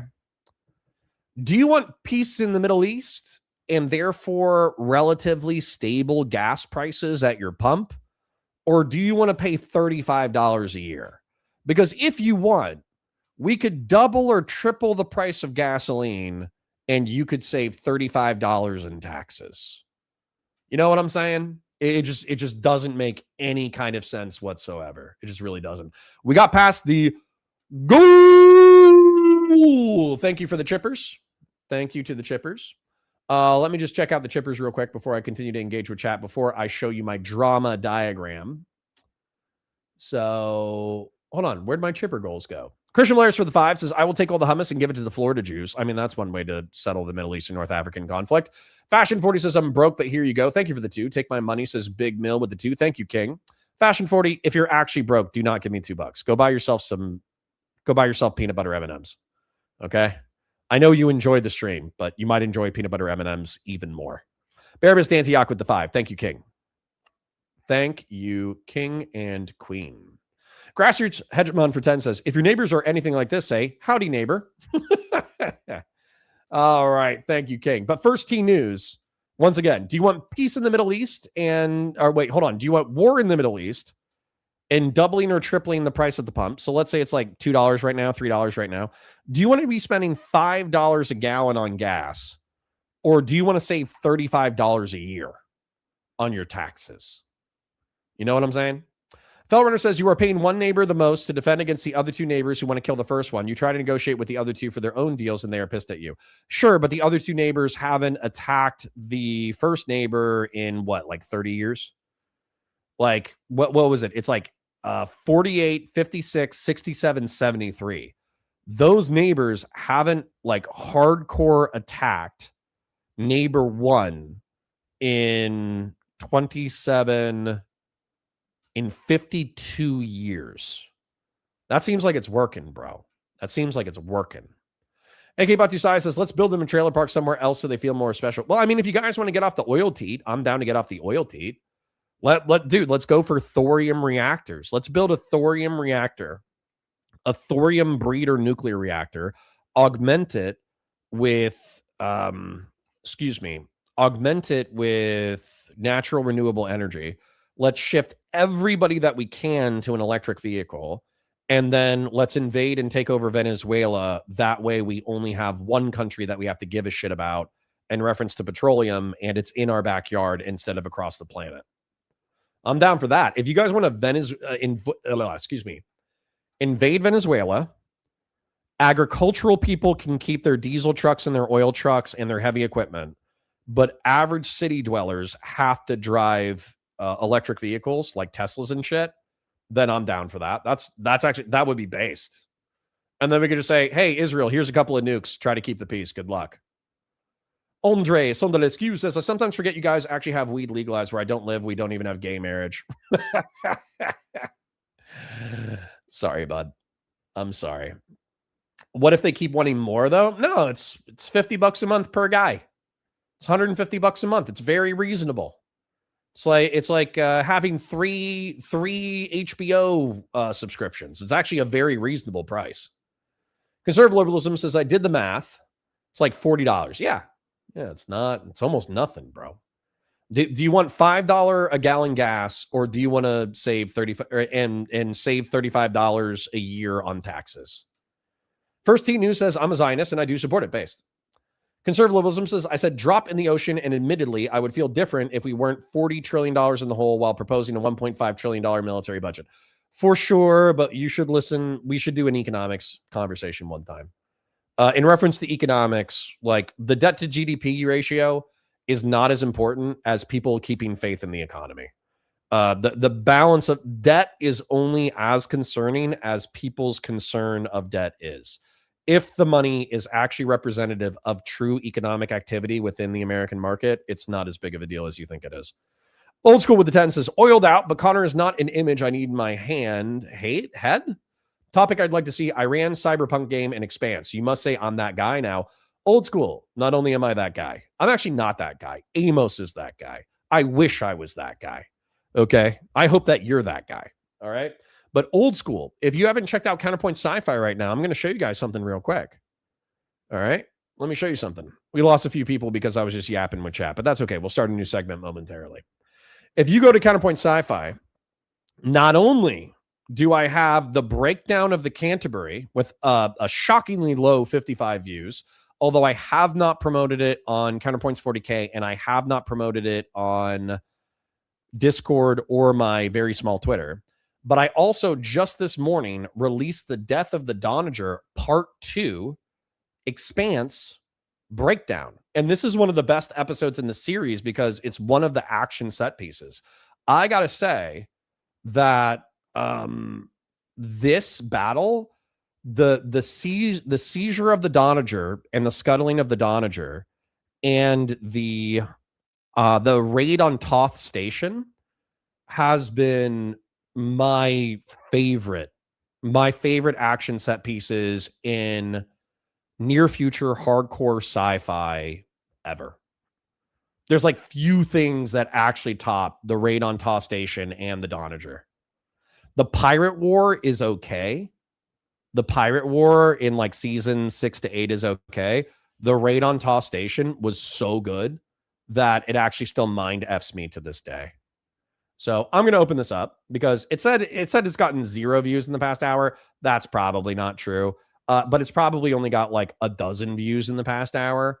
But strong recommend that you open up this and that you watch it. Not immediately, of course. Open it up let it run in the background in a different window. But strong recommend subscribing to Counterpoint Sci-Fi. Let me be on here. I don't know why this is happening. That's okay. But the point is, yeah, do that. Do that. It's good for you. It's good for your health. It'll extend your life. It'll extend your life. All right. Let me pull up the next segment. I'm not going to lie, guys. When I see 70 people who are actually engaging with the content. And then you guys did pass a goal. Like we're already at like 16 super chats. So I'm not like freaking out or anything. I don't need to freak out. But we really have two options, and it's a cross in the road. Okay.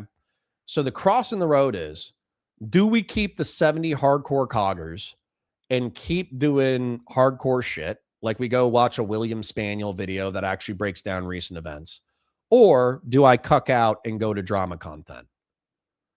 So y'all tell me in a second. If you say, hey, we lost 30 people, but they're all drama cuckolds anyways, so they're not really part of the hardcore community, so fuck them.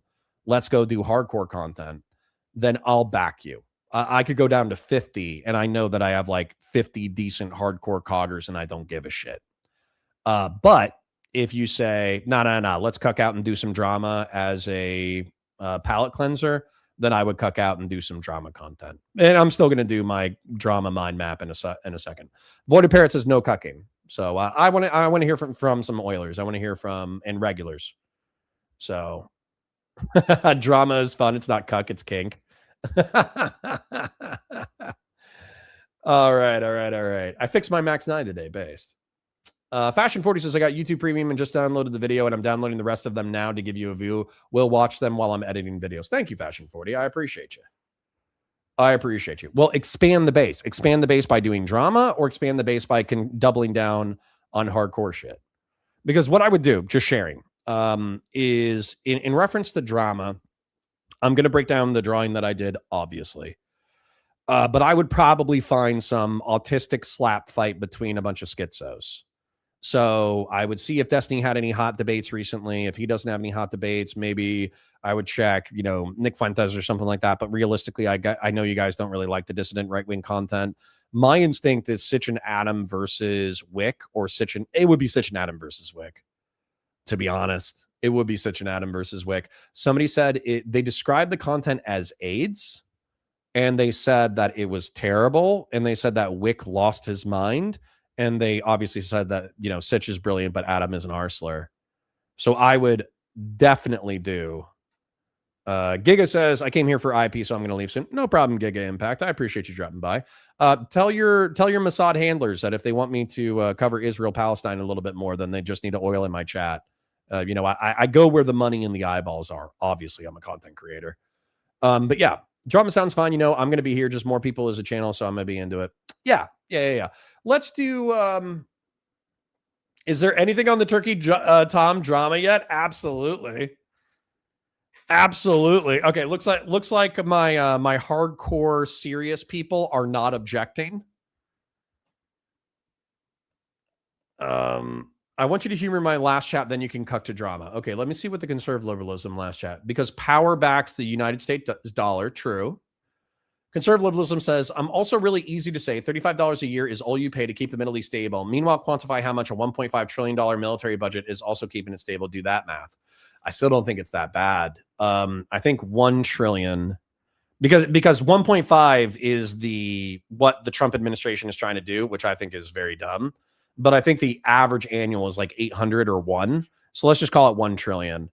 So 1,000 million, billion, trillion, divide by 170 million taxpayers. 170,000, 170 million. We pay around $6,000 a year for the military. It's a lot. I'm not going to say it's not a lot. Like if you were like, hey, Connor, do you want to be involved in the world, or do you want an extra $6,000 in your checking account? I'd be like, $6,000 in my checking account, please. That might be true. The military just seems like the one thing that we're not going to cut, though. So brilliant might be a bit strong. True. Drama just to help with metrics. Thanks for doing Geopol. I love Geopol. You're welcome. Patriarch says, we got something serious. I'm good with whatever. Okay, cool. Then yeah, guys, let's balance it. We don't have to do just drama, just politics. We can balance it out. You know what I'm saying? We can. So for instance, like Whick and Sitch and Adam are going to be fighting, and they are going to be talking about something serious. So we're going to pull something serious out of it. But realistically, like we could still do dry content every now and then, just as like a, hey, we're actually 3,000 IQ giga chats and giga Stacies, and we can handle it. Rich people may pay the majority of that, and they also get the majority of the benefit having their wealth protected. Correct, called W. Voided Parrot says, A, 6K for the military is worth it. Well, there you go. Now do the math for a $50 trillion Medicare for all. No, I'd rather kill myself. All right, anyways, let's keep the content moving. Let's keep the content moving before I Fed post about more stuff. Let's get Whick TV versus Sitch and Adam up. Oh, that's an old VOD. I don't want that. Stop. You're wasting my precious space. Whick TV, Sitch, and Adam, because that could be fun. Because Whick is not a total lightweight when it comes to debate. He actually does debate relatively frequently. He's obviously a panel host, but I do think he throws elbows sometimes that I'm not sure if he's entirely ready to back. There was something that he said during our most recent debate that I thought was cringe and silly. I forget what it was, but I did find it cringe and silly. And then Adam is obviously an arsler, so I want to see what they do. Whick looks like he joins right off the bat, so I'm just going to leave that there and do an intro. Let me do my drama breakdown real quick, and then we'll do it. So let me pull up my paint, and let me do this. So what I did, because I'm a goof, I'm a goofy goof, okay, is I drew Destiny. It's funny how Destiny is consistently a dictatorial, autocratic figure. But I drew Destiny as Tutankhamun. Okay, Tutankhamun the second. It might have been Ramses the second. Either way, it's estimated that the Jews left Egypt around 1200 BC. And yes, this is a drama breakdown that I'm analogizing to the Exodus of the Israeli people and the crucifixion of Jesus Christ. Okay. And so what happened in the real story is that there was this guy named Moses, and Moses was like, hey, bro, you kind of like hurt the Jews all the time. And so as a result, I'm actually Jewish. I'm adopted, and I want to take the Jews and I want to dip out. And Destiny, aka Ramses II or whoever, the second, could have been Tutankhamun. It could have been Ramses. I forget.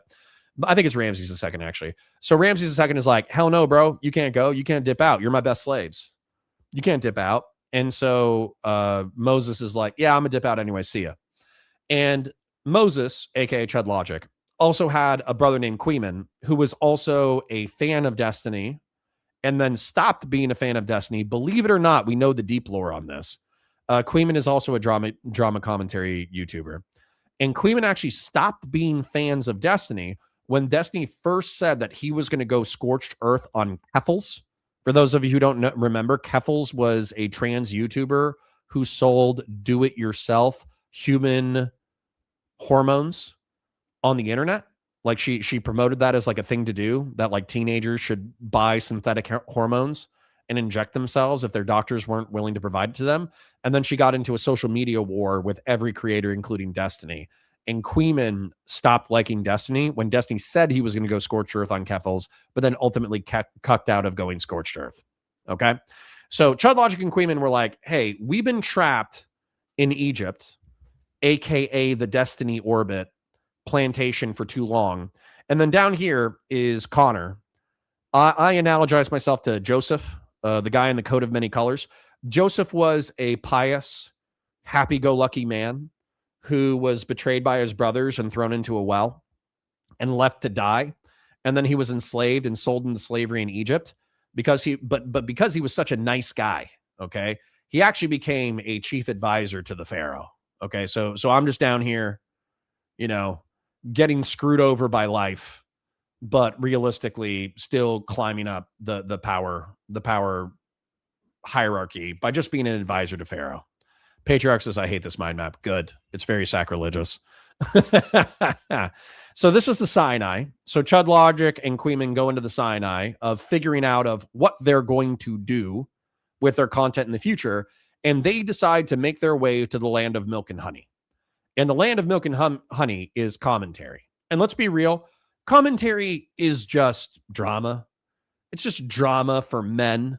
If you want to know what the T channels are, the T channels are drama for women. Okay. And so that's like for gays and for women is T.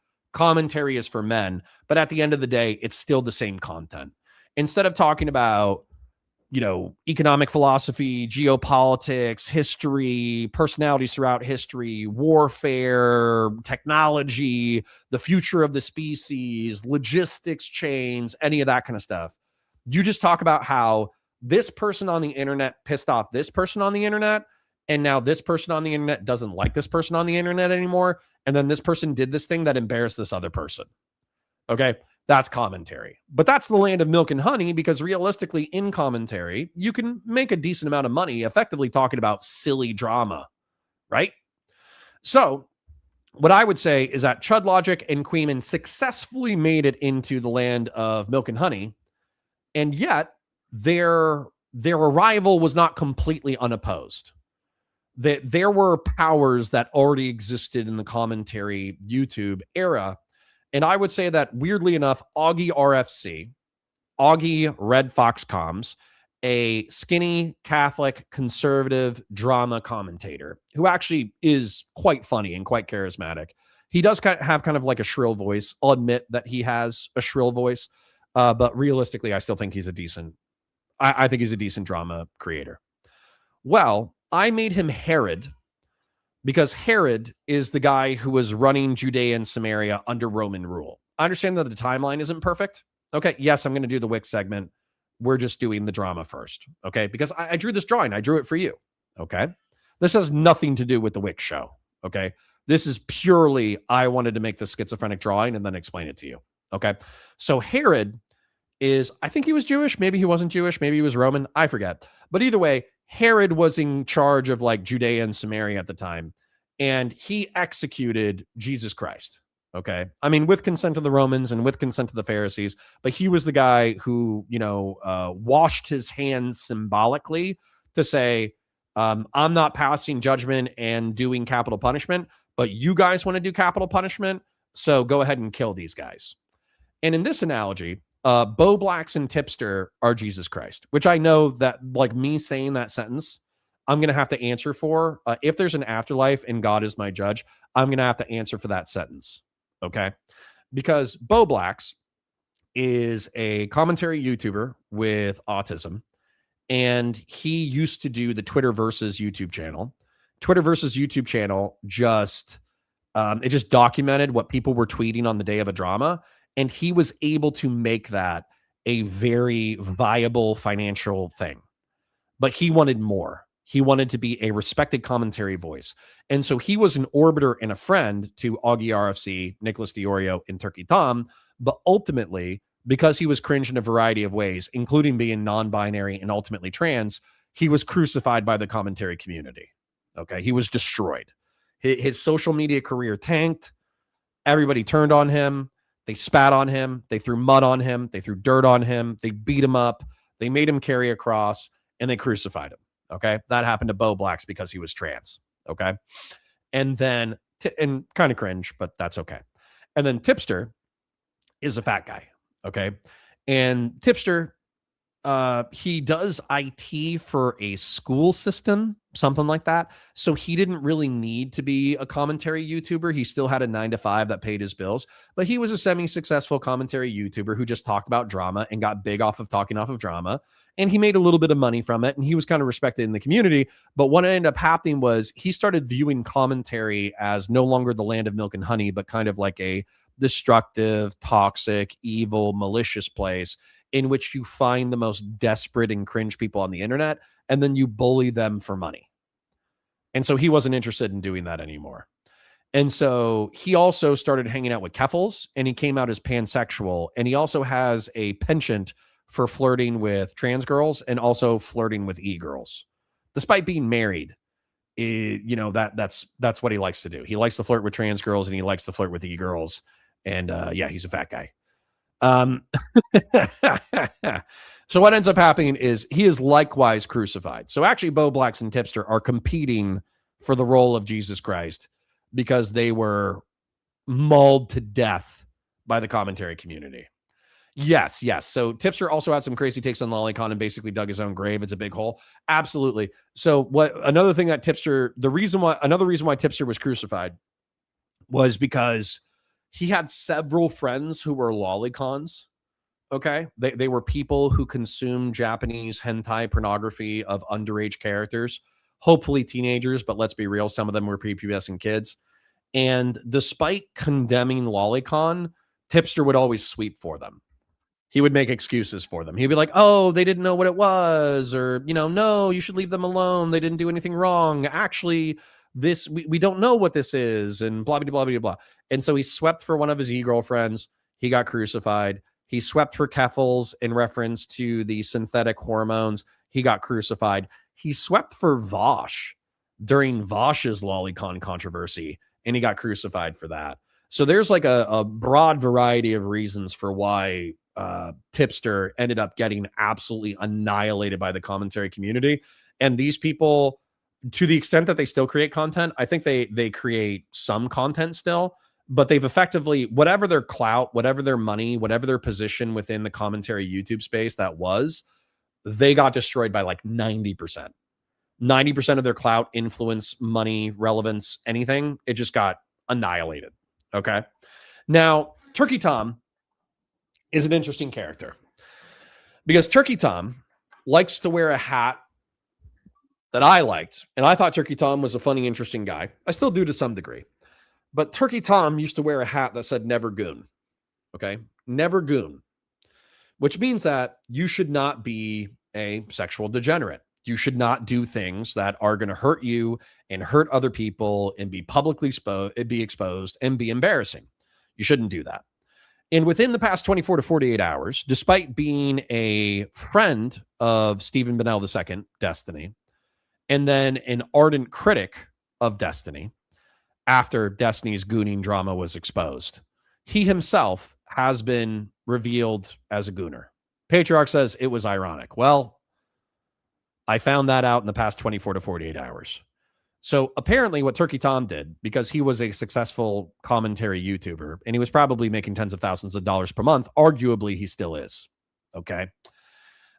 He dated BPD girls, bipolar disorder or borderline personality disorder. I would say bipolar disorder is peaks and troughs, right?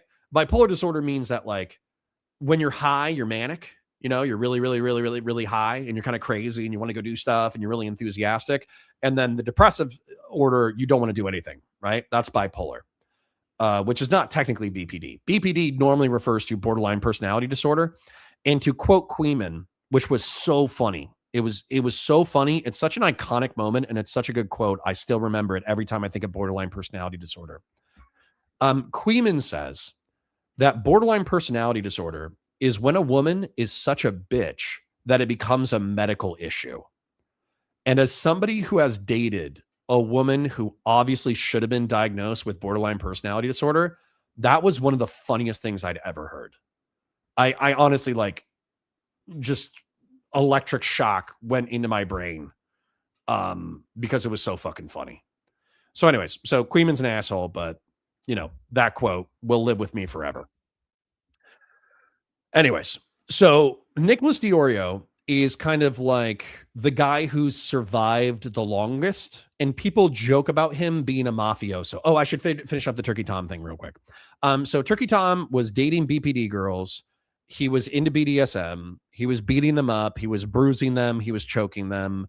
He was cheating on them. He was flirting with them. He was hiring them to fly out in order to hang out with them. He has a huge ego. Allegedly, he was videotaping people without his consent, audio taping people without his consent, their consent, I suppose. And as a result of dating a bunch of people, cheating on a bunch of people, beating a bunch of people, and audio and video recording a bunch of people without their consent, which is all alleged. A lot of this stuff has not been substantiated. But effectively, within the past 24 to 48 hours, he's been relatively canceled, I suppose, where people don't have sufficient evidence to truly go after him and crucify him. And he's already such a big creator anyways. I don't know if it's going to affect his career, but realistically, he got a black eye in the past 24 to 48 hours for being a hardcore gooner. Not the same as Destiny. Destiny's probably worse, but comparable to Destiny, right? Comparable to Destiny, I would say. Now, Nicholas Diorio, moving into, oh, I'm sorry, Sen Patriarch, my poor puppy threw up. I'm sorry for talking so much about commentary people that your dog threw up. That's sad. Nicholas Diorio is the mafia don of the commentary YouTube community, which is a smaller community. Okay, it still gets. I think that Turkey Tom, when he was going live, he was getting like 500 to 2,000 live. 500 to 2,000 live. I mean, he has a big YouTube channel, but that's respectable as a YouTube creator, right? Like 1,000 is kind of where like people are like, oh yeah, I'm making 6 figures, I'm doing well. That dude started and he was already at 500. By the time he was routinely streaming, he was at like 1,000 to 2,000. He was doing great. Okay. And then Nicholas Diorio is the guy who survived the longest. I think Augie RFC, when he goes live, because he only goes live intermittently now, he's getting between 1,000 and 5,000. He's doing just fine. And then Nicholas Diorio is the guy who lasted the longest. And so he gobbled up the largest share of the audience. And so I think he's between 4,000 and 5,000 live viewers. And he does have a full-time job, but the amount of money and the amount of viewership that he makes off of his commentary YouTube stuff, he could quit. He could quit his, like, he has like a full-time big boy job that makes big boy dollars. He could quit his big boy job if he wanted, based off of how much time, money, attention, clout that he's getting from his commentary career. And he's just the guy that survived the longest. Okay. And so Augie RFC half retired. He still comes back for big dramas every now and then. Turkey Tom is not retired to my knowledge. He's still doing video essays and he's made quite a lot of money over the past couple of months. And Nicholas Diorio is still routinely making content. Okay.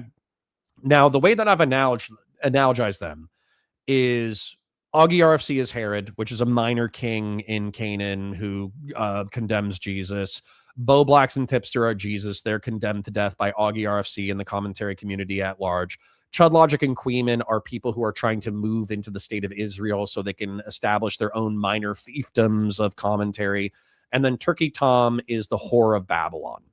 So there's a biblical reference to Babylon where their pagan violence, their pagan lurid sexuality, their pagan hedonism and nihilism and worship of many gods and bloodthirst and all that kind of stuff, it basically makes them like degenerate enemies of the fledgling states of Israel, Judea, and Samaria. I don't even know chronologically if that's accurate, but just go with the fact that Turkey Tom is the whore of Babylon.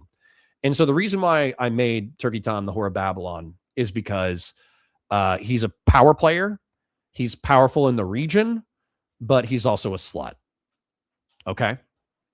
Then the reason why I made Nick Diorio Xerxes is because Xerxes was one of the kings of Persia.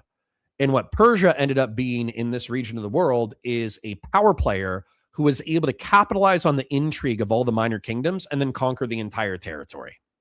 So I made Nicholas Diorio Xerxes, although I'm sure he would rather be depicted as like a fat Italian mobster. I'm pretty sure if Nicholas Diorio could be the Tony Soprano rather than the Xerxes of this analogy, he would love to make this a mafia analogy. And maybe that's another TV show that we could use as an analogy, is like The Sopranos.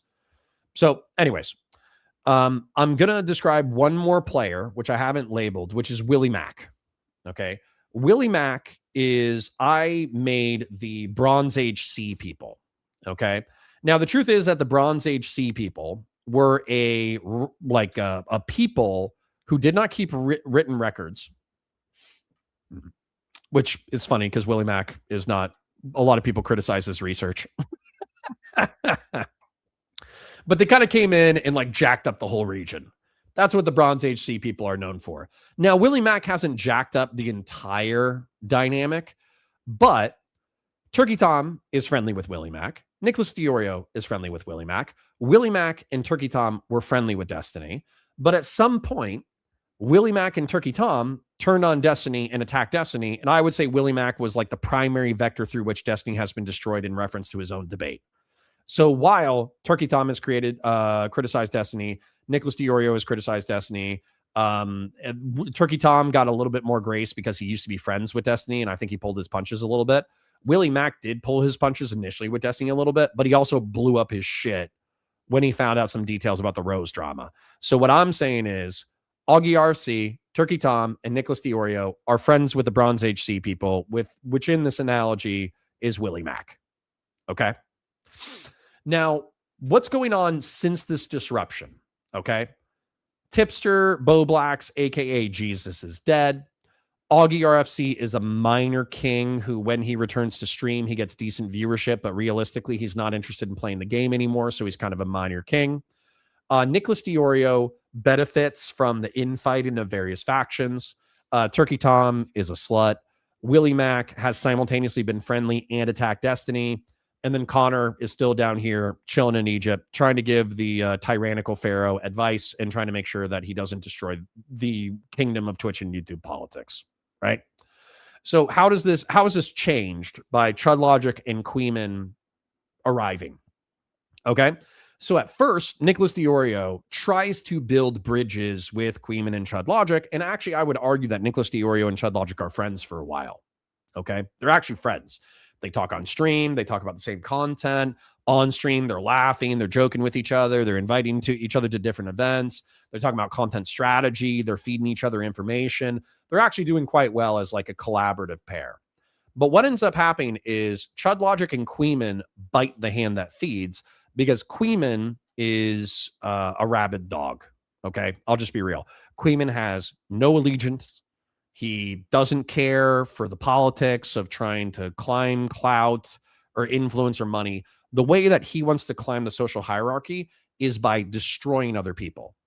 If he can make fun of Turkey Tom for being a degenerate gooner and a hypocrite, he's going to do that. If he can make fun of Nicholas DiOrio for being fat and an H3 Ethan Klein simp, he's going to do that. If he can attack Augie RFC for being a retiree and somebody who's out of the game and long in the tooth, he's going to do that. If he can call Willie Mac a poorly researched R slur who should KYS and not be involved in the space anymore, he's going to do that. If he's going to say that Destiny is a degenerate gremlin who should also end his time on Earth, he's going to do that. He has no loyalty. And so as a result, Queeman attacks everybody, which makes Nicholas DiOrio wary of Queeman and not really wanting to collaborate with him or help him in his commentary career. Now, what ends up happening, though, is Chud Logic doesn't like the Game of Thrones. He played it back in Egypt, right? Back in the Destiny Orbiter Wars, he was friends with Max Carson, aka Mr. Girl. He was friends with Lavloon, not friends, but like friendly enough to bring her on to stream and debate her about random topics. We talked a few times. We did all this crazy stuff. Like there was a lot of collaborations back in the DGG orbit and Twitch and YouTube politics. And he's like, trying to maintain relationships with all these different people hamstrung my content where I was pulling punches where I didn't want to. And so I do not want to be restrained anymore. I want to be an independent kingdom. Okay. Grasser Tetramon, let me read the two super chats. AK Batu Sai with the $5 says 153.20 is when they go into the other videos of protesters versus ICE. Really? 2 hours into it? How long do they talk to Whick for? Do they talk to Whick for 4 hours? That's crazy. Whatever. We'll get there when we get there.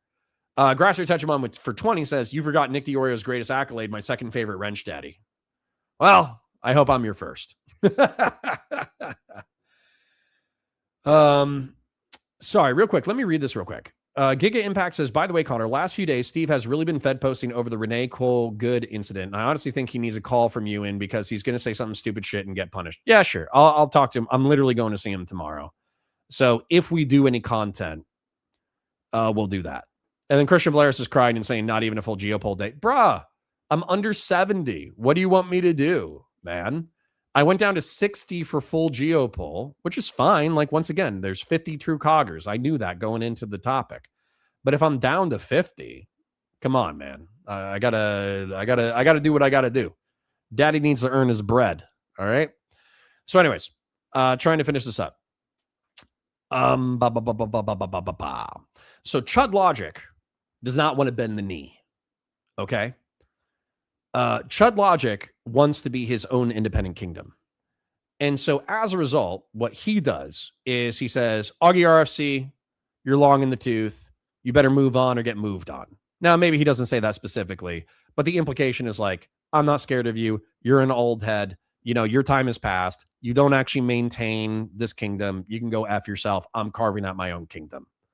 In reference to Turkey Tom, he calls out Turkey Tom for being overly friendly to Destiny and ignoring Destiny's drama when it first breaks back in November of 24. And he basically, by proxy, accuses the entire commentary community, including Nicholas DiOrio, of sweeping for Steven.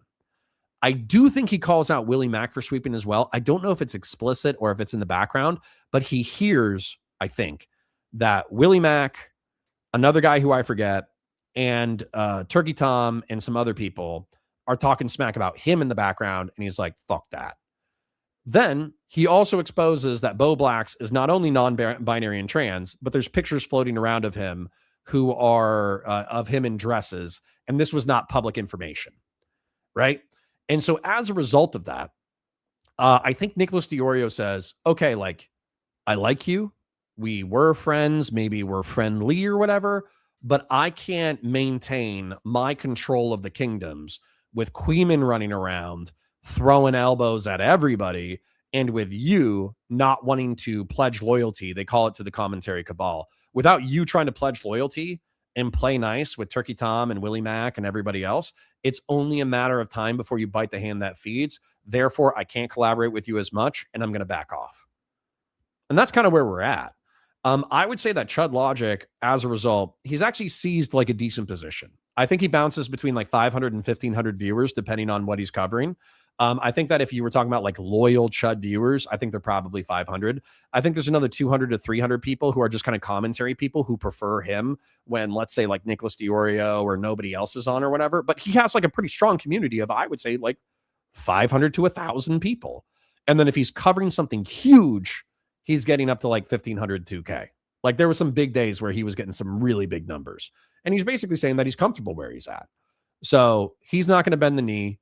He's not going to bend the knee to Nick. He's not going to bend the knee to Turkey Tom. He's not going to bend the knee to Augie. He's not going to bend the knee to Willie Mack. He's going to do his own thing. He's going to grind out his content. He's going to make his own space in the commentary community. And if you don't like it, you can go F yourself. Queeman's a rabid dog. He's going to be attacking everybody forever. So I just wouldn't worry about Queeman. Queeman's going to do what he does. Destiny's off in his little corner, licking his wounds from the damage that he took over the past year. And then these characters are still playing in the background. If I had to bet, Willie Mack's going to keep doing video essays.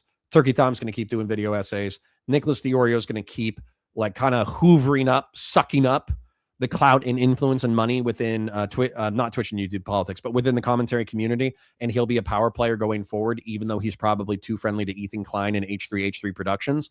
But realistically, I still think Chud Logic and Queeman will be able to carve out their miniature kingdoms within this space, even though there will always be tension and conflict. Much like the real state of Israel. End of yap.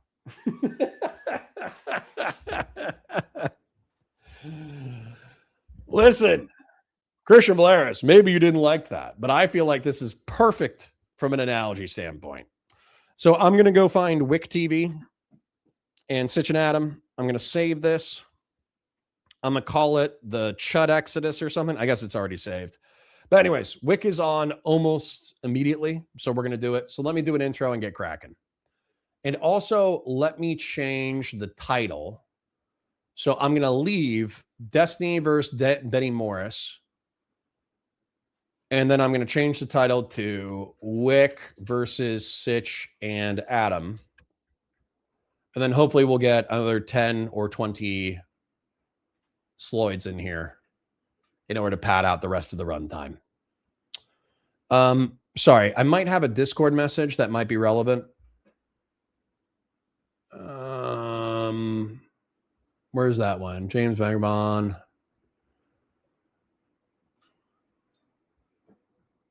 All right, cool. Yeah, let's do 2. Okay, so James Vagabond is a guy who's creating like a new Twitch and YouTube political channel. I wanted to have them on today so we could discuss probably some relevant topics, but also discuss the new show that he's trying to launch soon. And yeah, so we'll be talking to them at 2 p.m. We'll be running a little bit late, Christian Valeris, but let's also do an intro and get into the content.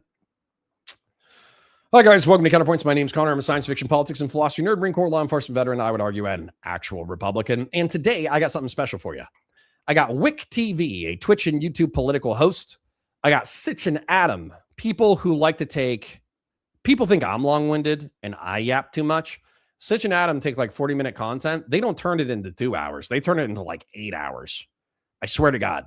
I was not able to react to their content because they were making their way so slowly through their React content, and their commentary was so based. They were almost, well, based, probably the wrong term. Their commentary was so dense, I was incapable of commenting on their commentary. It's actually really, really difficult. But they fought Whick TV in reference to the recent ICE dramas, the Trump administration, et cetera, et cetera. We kind of like everybody involved. I think Adam Friended's probably my least favorite person. I actually do like Whick, even though he's soy sometimes. I do like Sitch, and I think he's pretty smart. And I think that he would be the ideal contrarian right-wing guy. But realistically, you know, Sitch can only bite the hand that feeds so much in reference to his audience.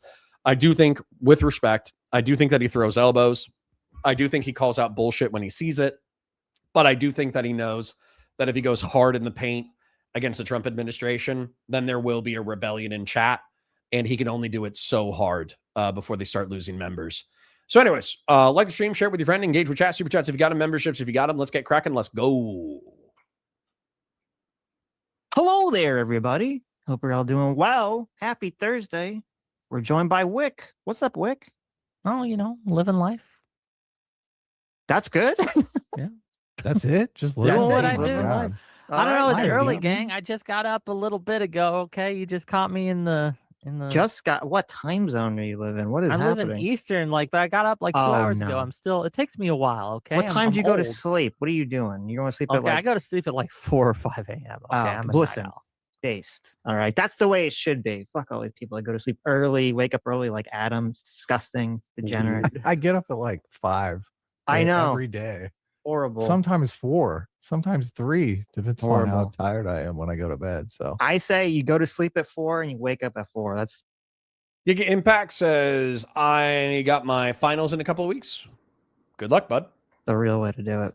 Anyways, even though we do have AI cats jumping into water on screen, we will not be talking about that. We will be talking about the Renee Good shooting, and I'm sure there's other ICE things that Wick would like to talk about as well.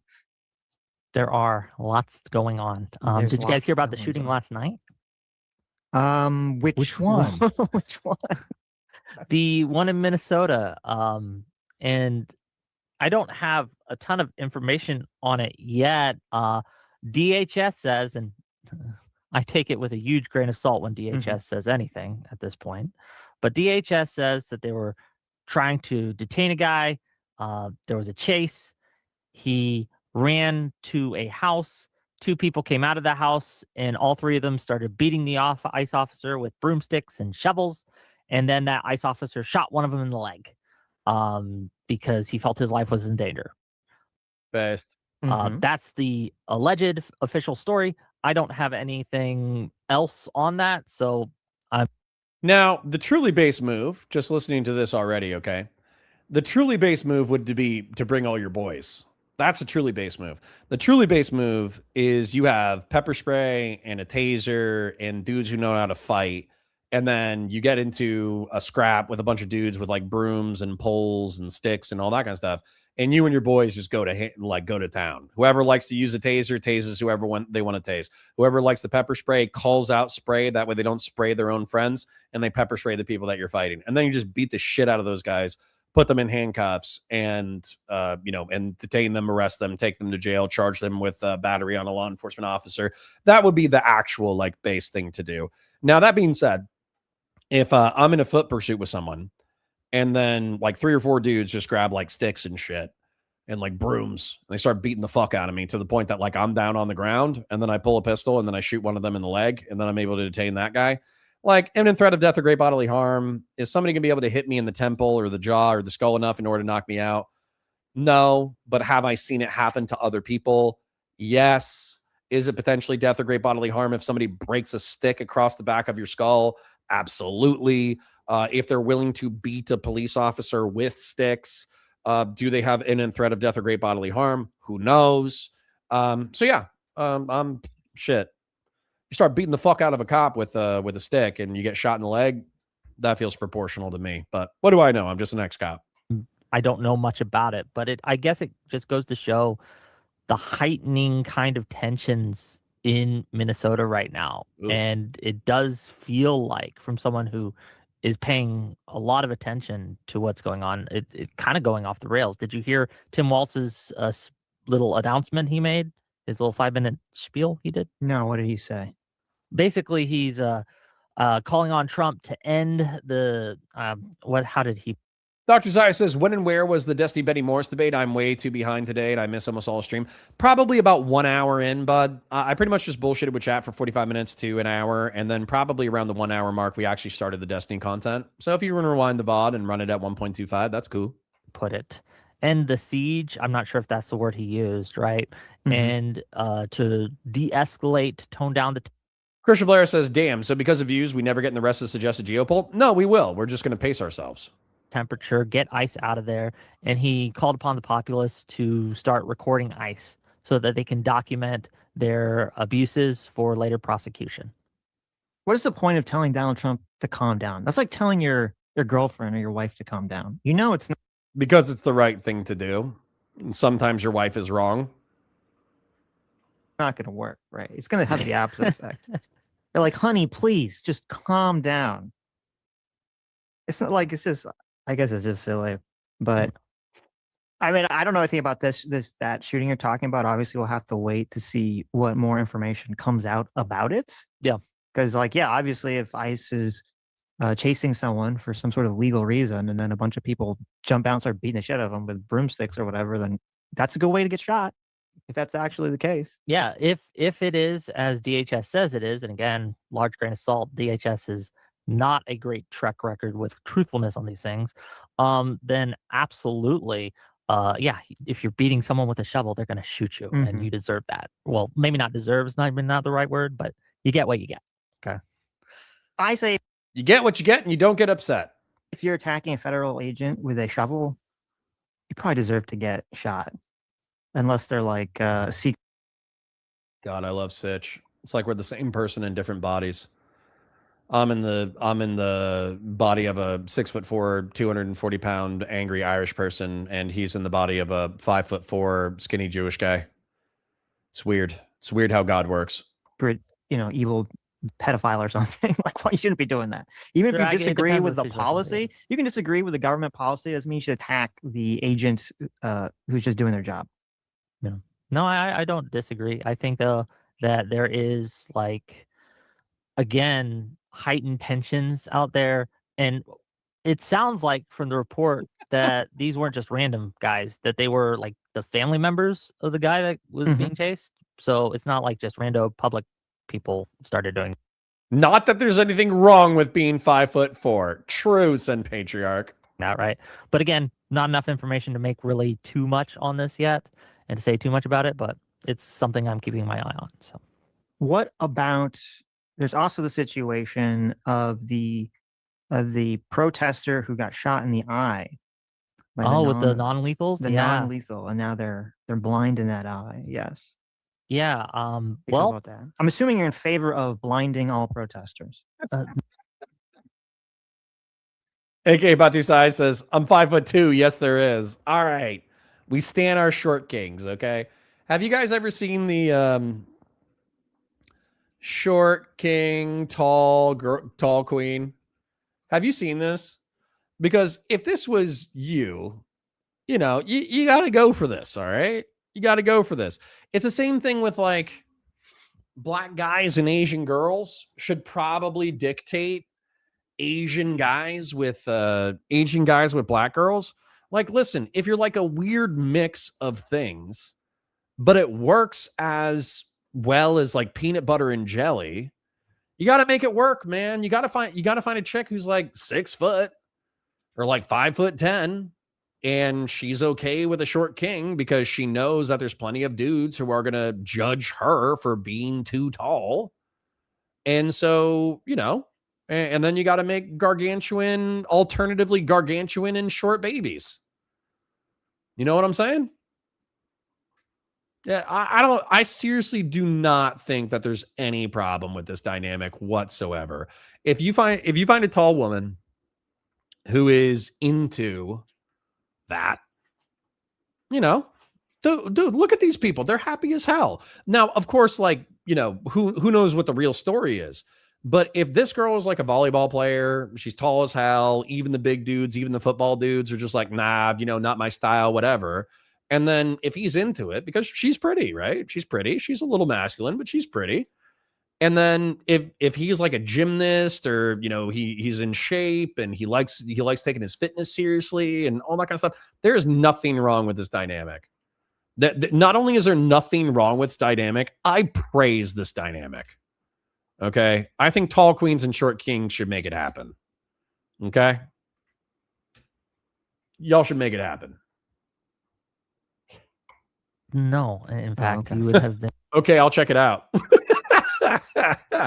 I don't know what that's in reference to, but it sounds like you're gonna go check out, you know, tall queen, short king dynamics. Mistaken. Nightgale Wings says, Cotter, there's a video of DC reacting to a wrestler hugging his volleyball girlfriend. It's pure joy. React to it. I don't know where that is, man. You'd have to send that to me. That was what you think my take I've been is. fed wrong information then. How dare you, Misinformation, if you will. Yes.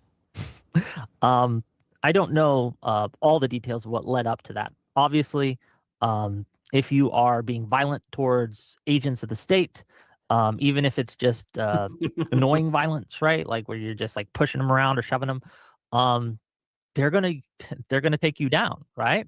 And so play stupid games, win stupid prizes on that. However, we have seen incidences where protesters aren't actually doing anything, and ICE agents actively will pull guns on them, loaded guns on them, and point them in their face. I don't know if you saw the clip that was going around a couple days ago, where there's this old grandma lady who's just standing there, and the ICE agent lowers his non-lethal weapon, pulls out a pistol, and points it right in her face. I think that officer should lose his job. Okay, so wrestler boyfriend hugs volleyball girlfriend. Lucas Bird 5'5" and his 6'3" girlfriend. Let's take a look. Bird's got a 6'3" girlfriend. Look at it. He like 5'5". Volleyball girl over there. Let's go. That famous on TikTok. You can't see her head. She's hugging his parents. Lucas Bird. Is he like a state champion or something? It wasn't for a lack of trying. He was trying to get to his attack. Look.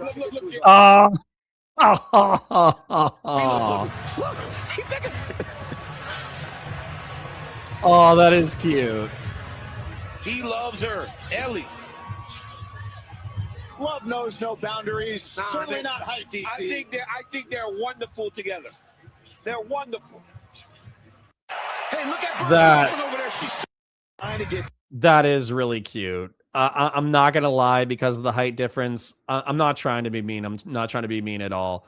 It does look like a little brother hugging his big sister, but like, To his attack. look, Jimmy, look. He picking.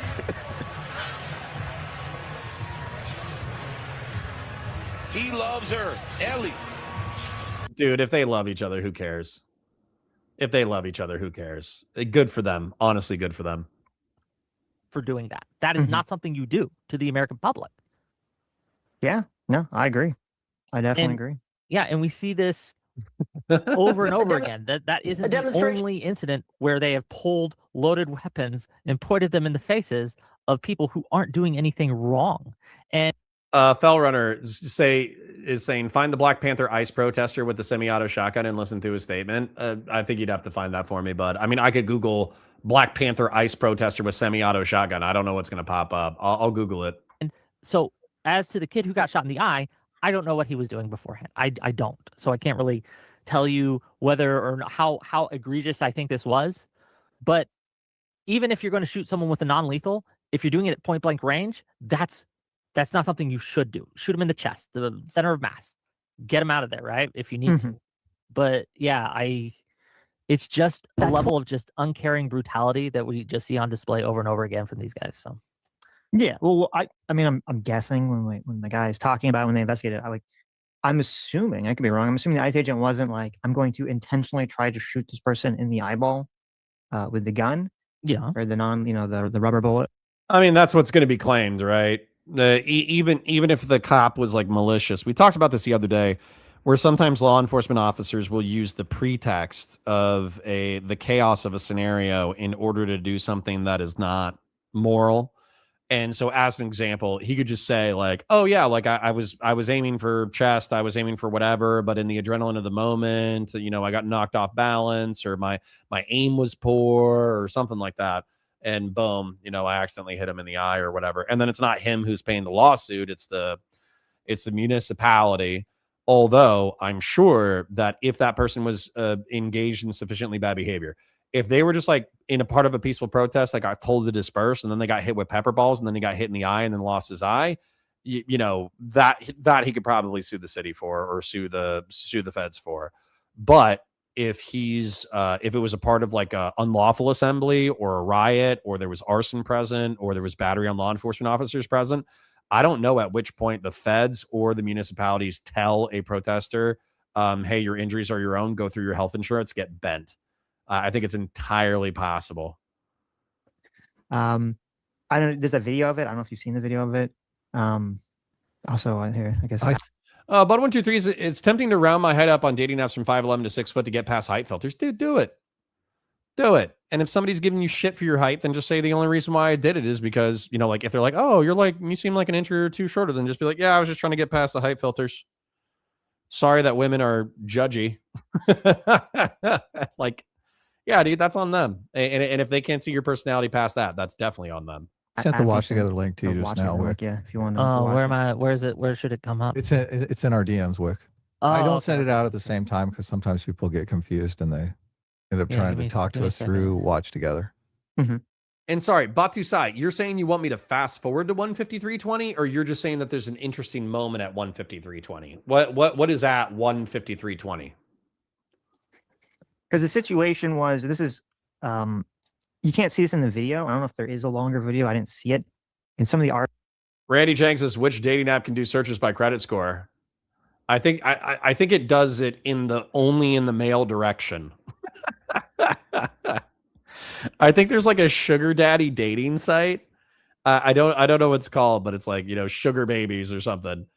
And I think that it's only the men who get vetted. So the men have to fill out, they have to fill out like their actual net worth. It has to be like verified. They like go through this entire like really stringent process. I thought Ashley Madison was the affair website. I thought Ashley Madison was the website where you purposefully use Ashley Madison to cheat. I thought that's what that was. But what was the other one? What was the other one? I think there's a sugar daddy website, but I think it's only for the male. So basically, like, you could have like a totally poor girl who works at the strip club or whatever, and she has no money, but because she's pretty, she signs up for the sugar baby website. But I think on the sugar baby website, the dudes actually get vetted. Connor, you didn't read my other super chat? When you're ready, scroll up for timestamp, but I see 153.20. So let me look at AK Batusai, I suppose. I don't see another one for a long time. Real quick, like the stream, share it with your friends, engage with chat, super chats if you got them, memberships if you got them. Audacity for 5, thank you. Grassroots with 10, Tribe with 5, Tribe with a membership, Tribe with 5. Thank you, Tribe, for chipping. Alex time with Alexi time with 20, Justin with 2, Hedonic Samuel with 20. Thank you, Hedonic Samuel. Thank you with the 10 as well. Bearbus Antioch with the renewal of membership, Hedonic Samuel with the membership renewal, Real Serious ARS with 100, Jen Winkler with the 10, Fell Runner with the 5, Grassroots with the 10, Christian Valeris with the 5, Fashion 40 with the 2, Big Mill with a 2, Bearbus Antioch with the 5, Old School with the 10, AK Batusai. The first super chat that I see from you is a $2 that says when you're ready, scroll up for timestamp. And then I see a second one that says $5, 153.20 is when they go into the other videos of protesters versus ICE. That's all I got. So if you have another timestamp for me, feel free to share it, but I don't see it.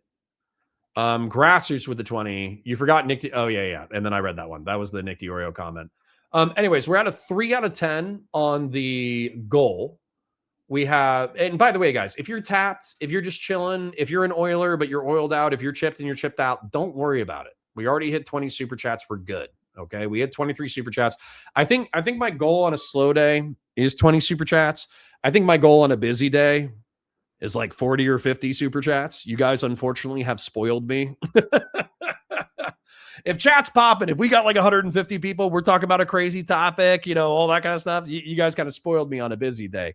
But if we're at 23 super chats, we did some interesting hard content in the morning, and we're just doing a little bit of silly debate content now, and we're kind of chilling and rolling into the weekend.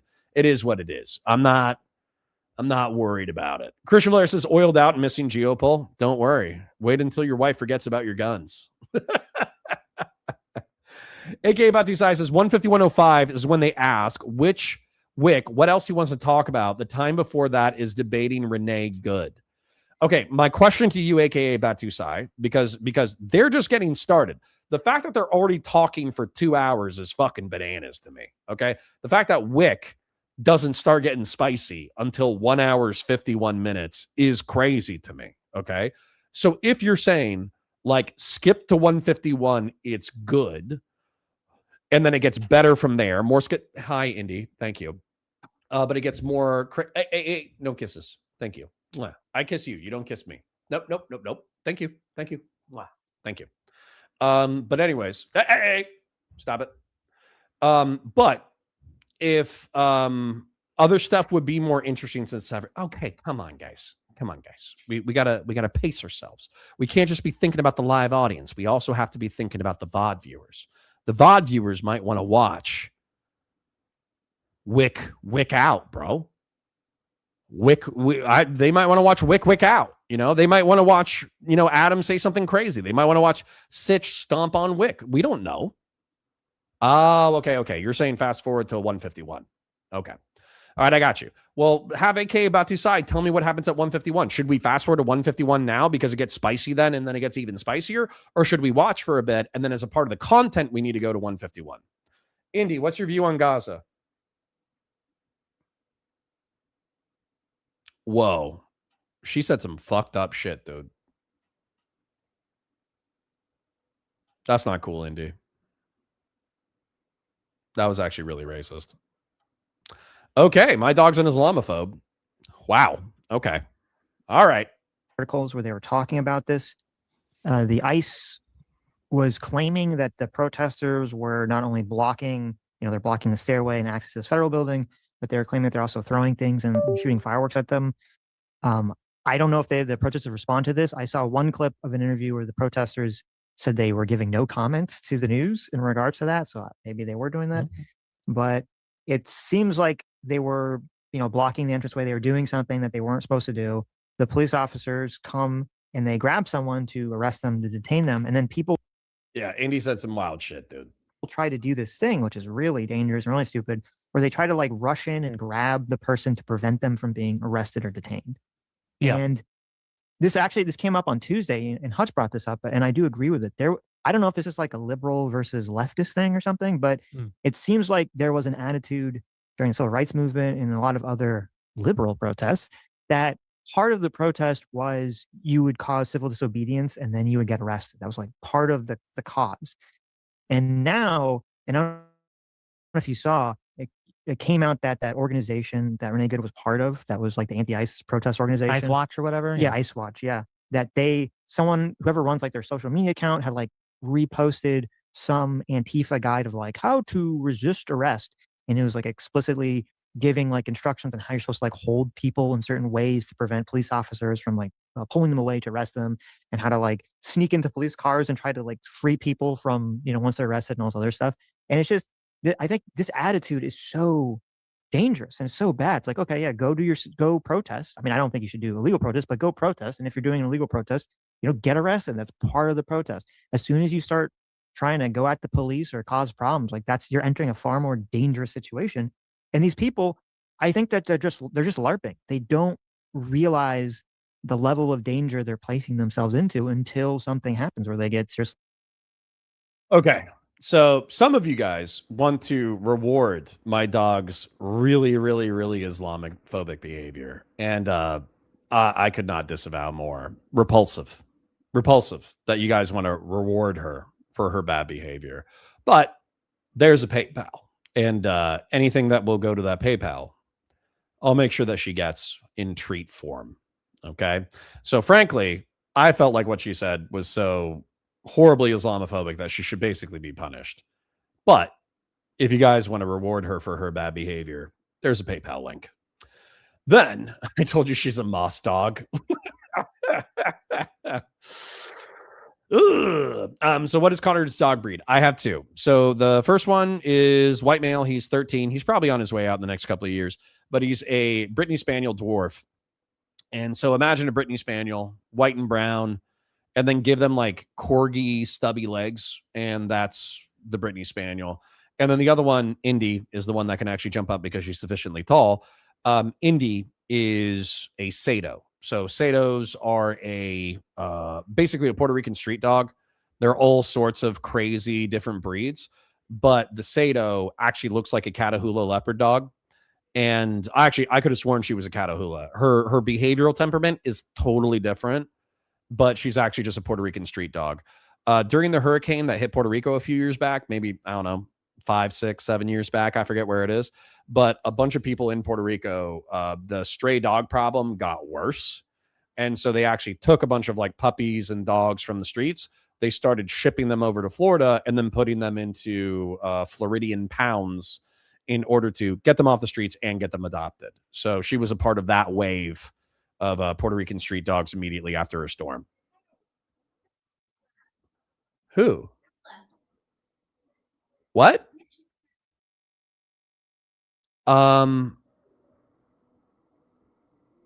Okay.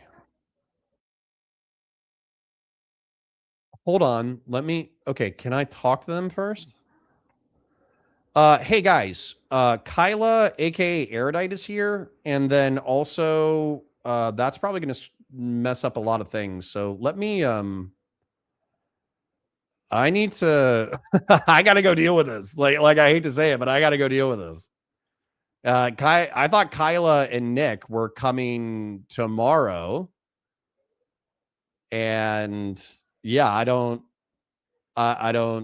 yeah, I thought they were coming tomorrow. Tomorrow was I'm confused. I'm very confused. I thought they were coming tomorrow. Tomorrow's Steve's birthday. I thought we were riding the train to, what? Okay. I got to go deal with that. So parasocial love, like the stream, share it with your friends, and give with chat, super chats if you got them, memberships if you got them. I got to go. Tell them Canucks to fuck off. I can't. Bye.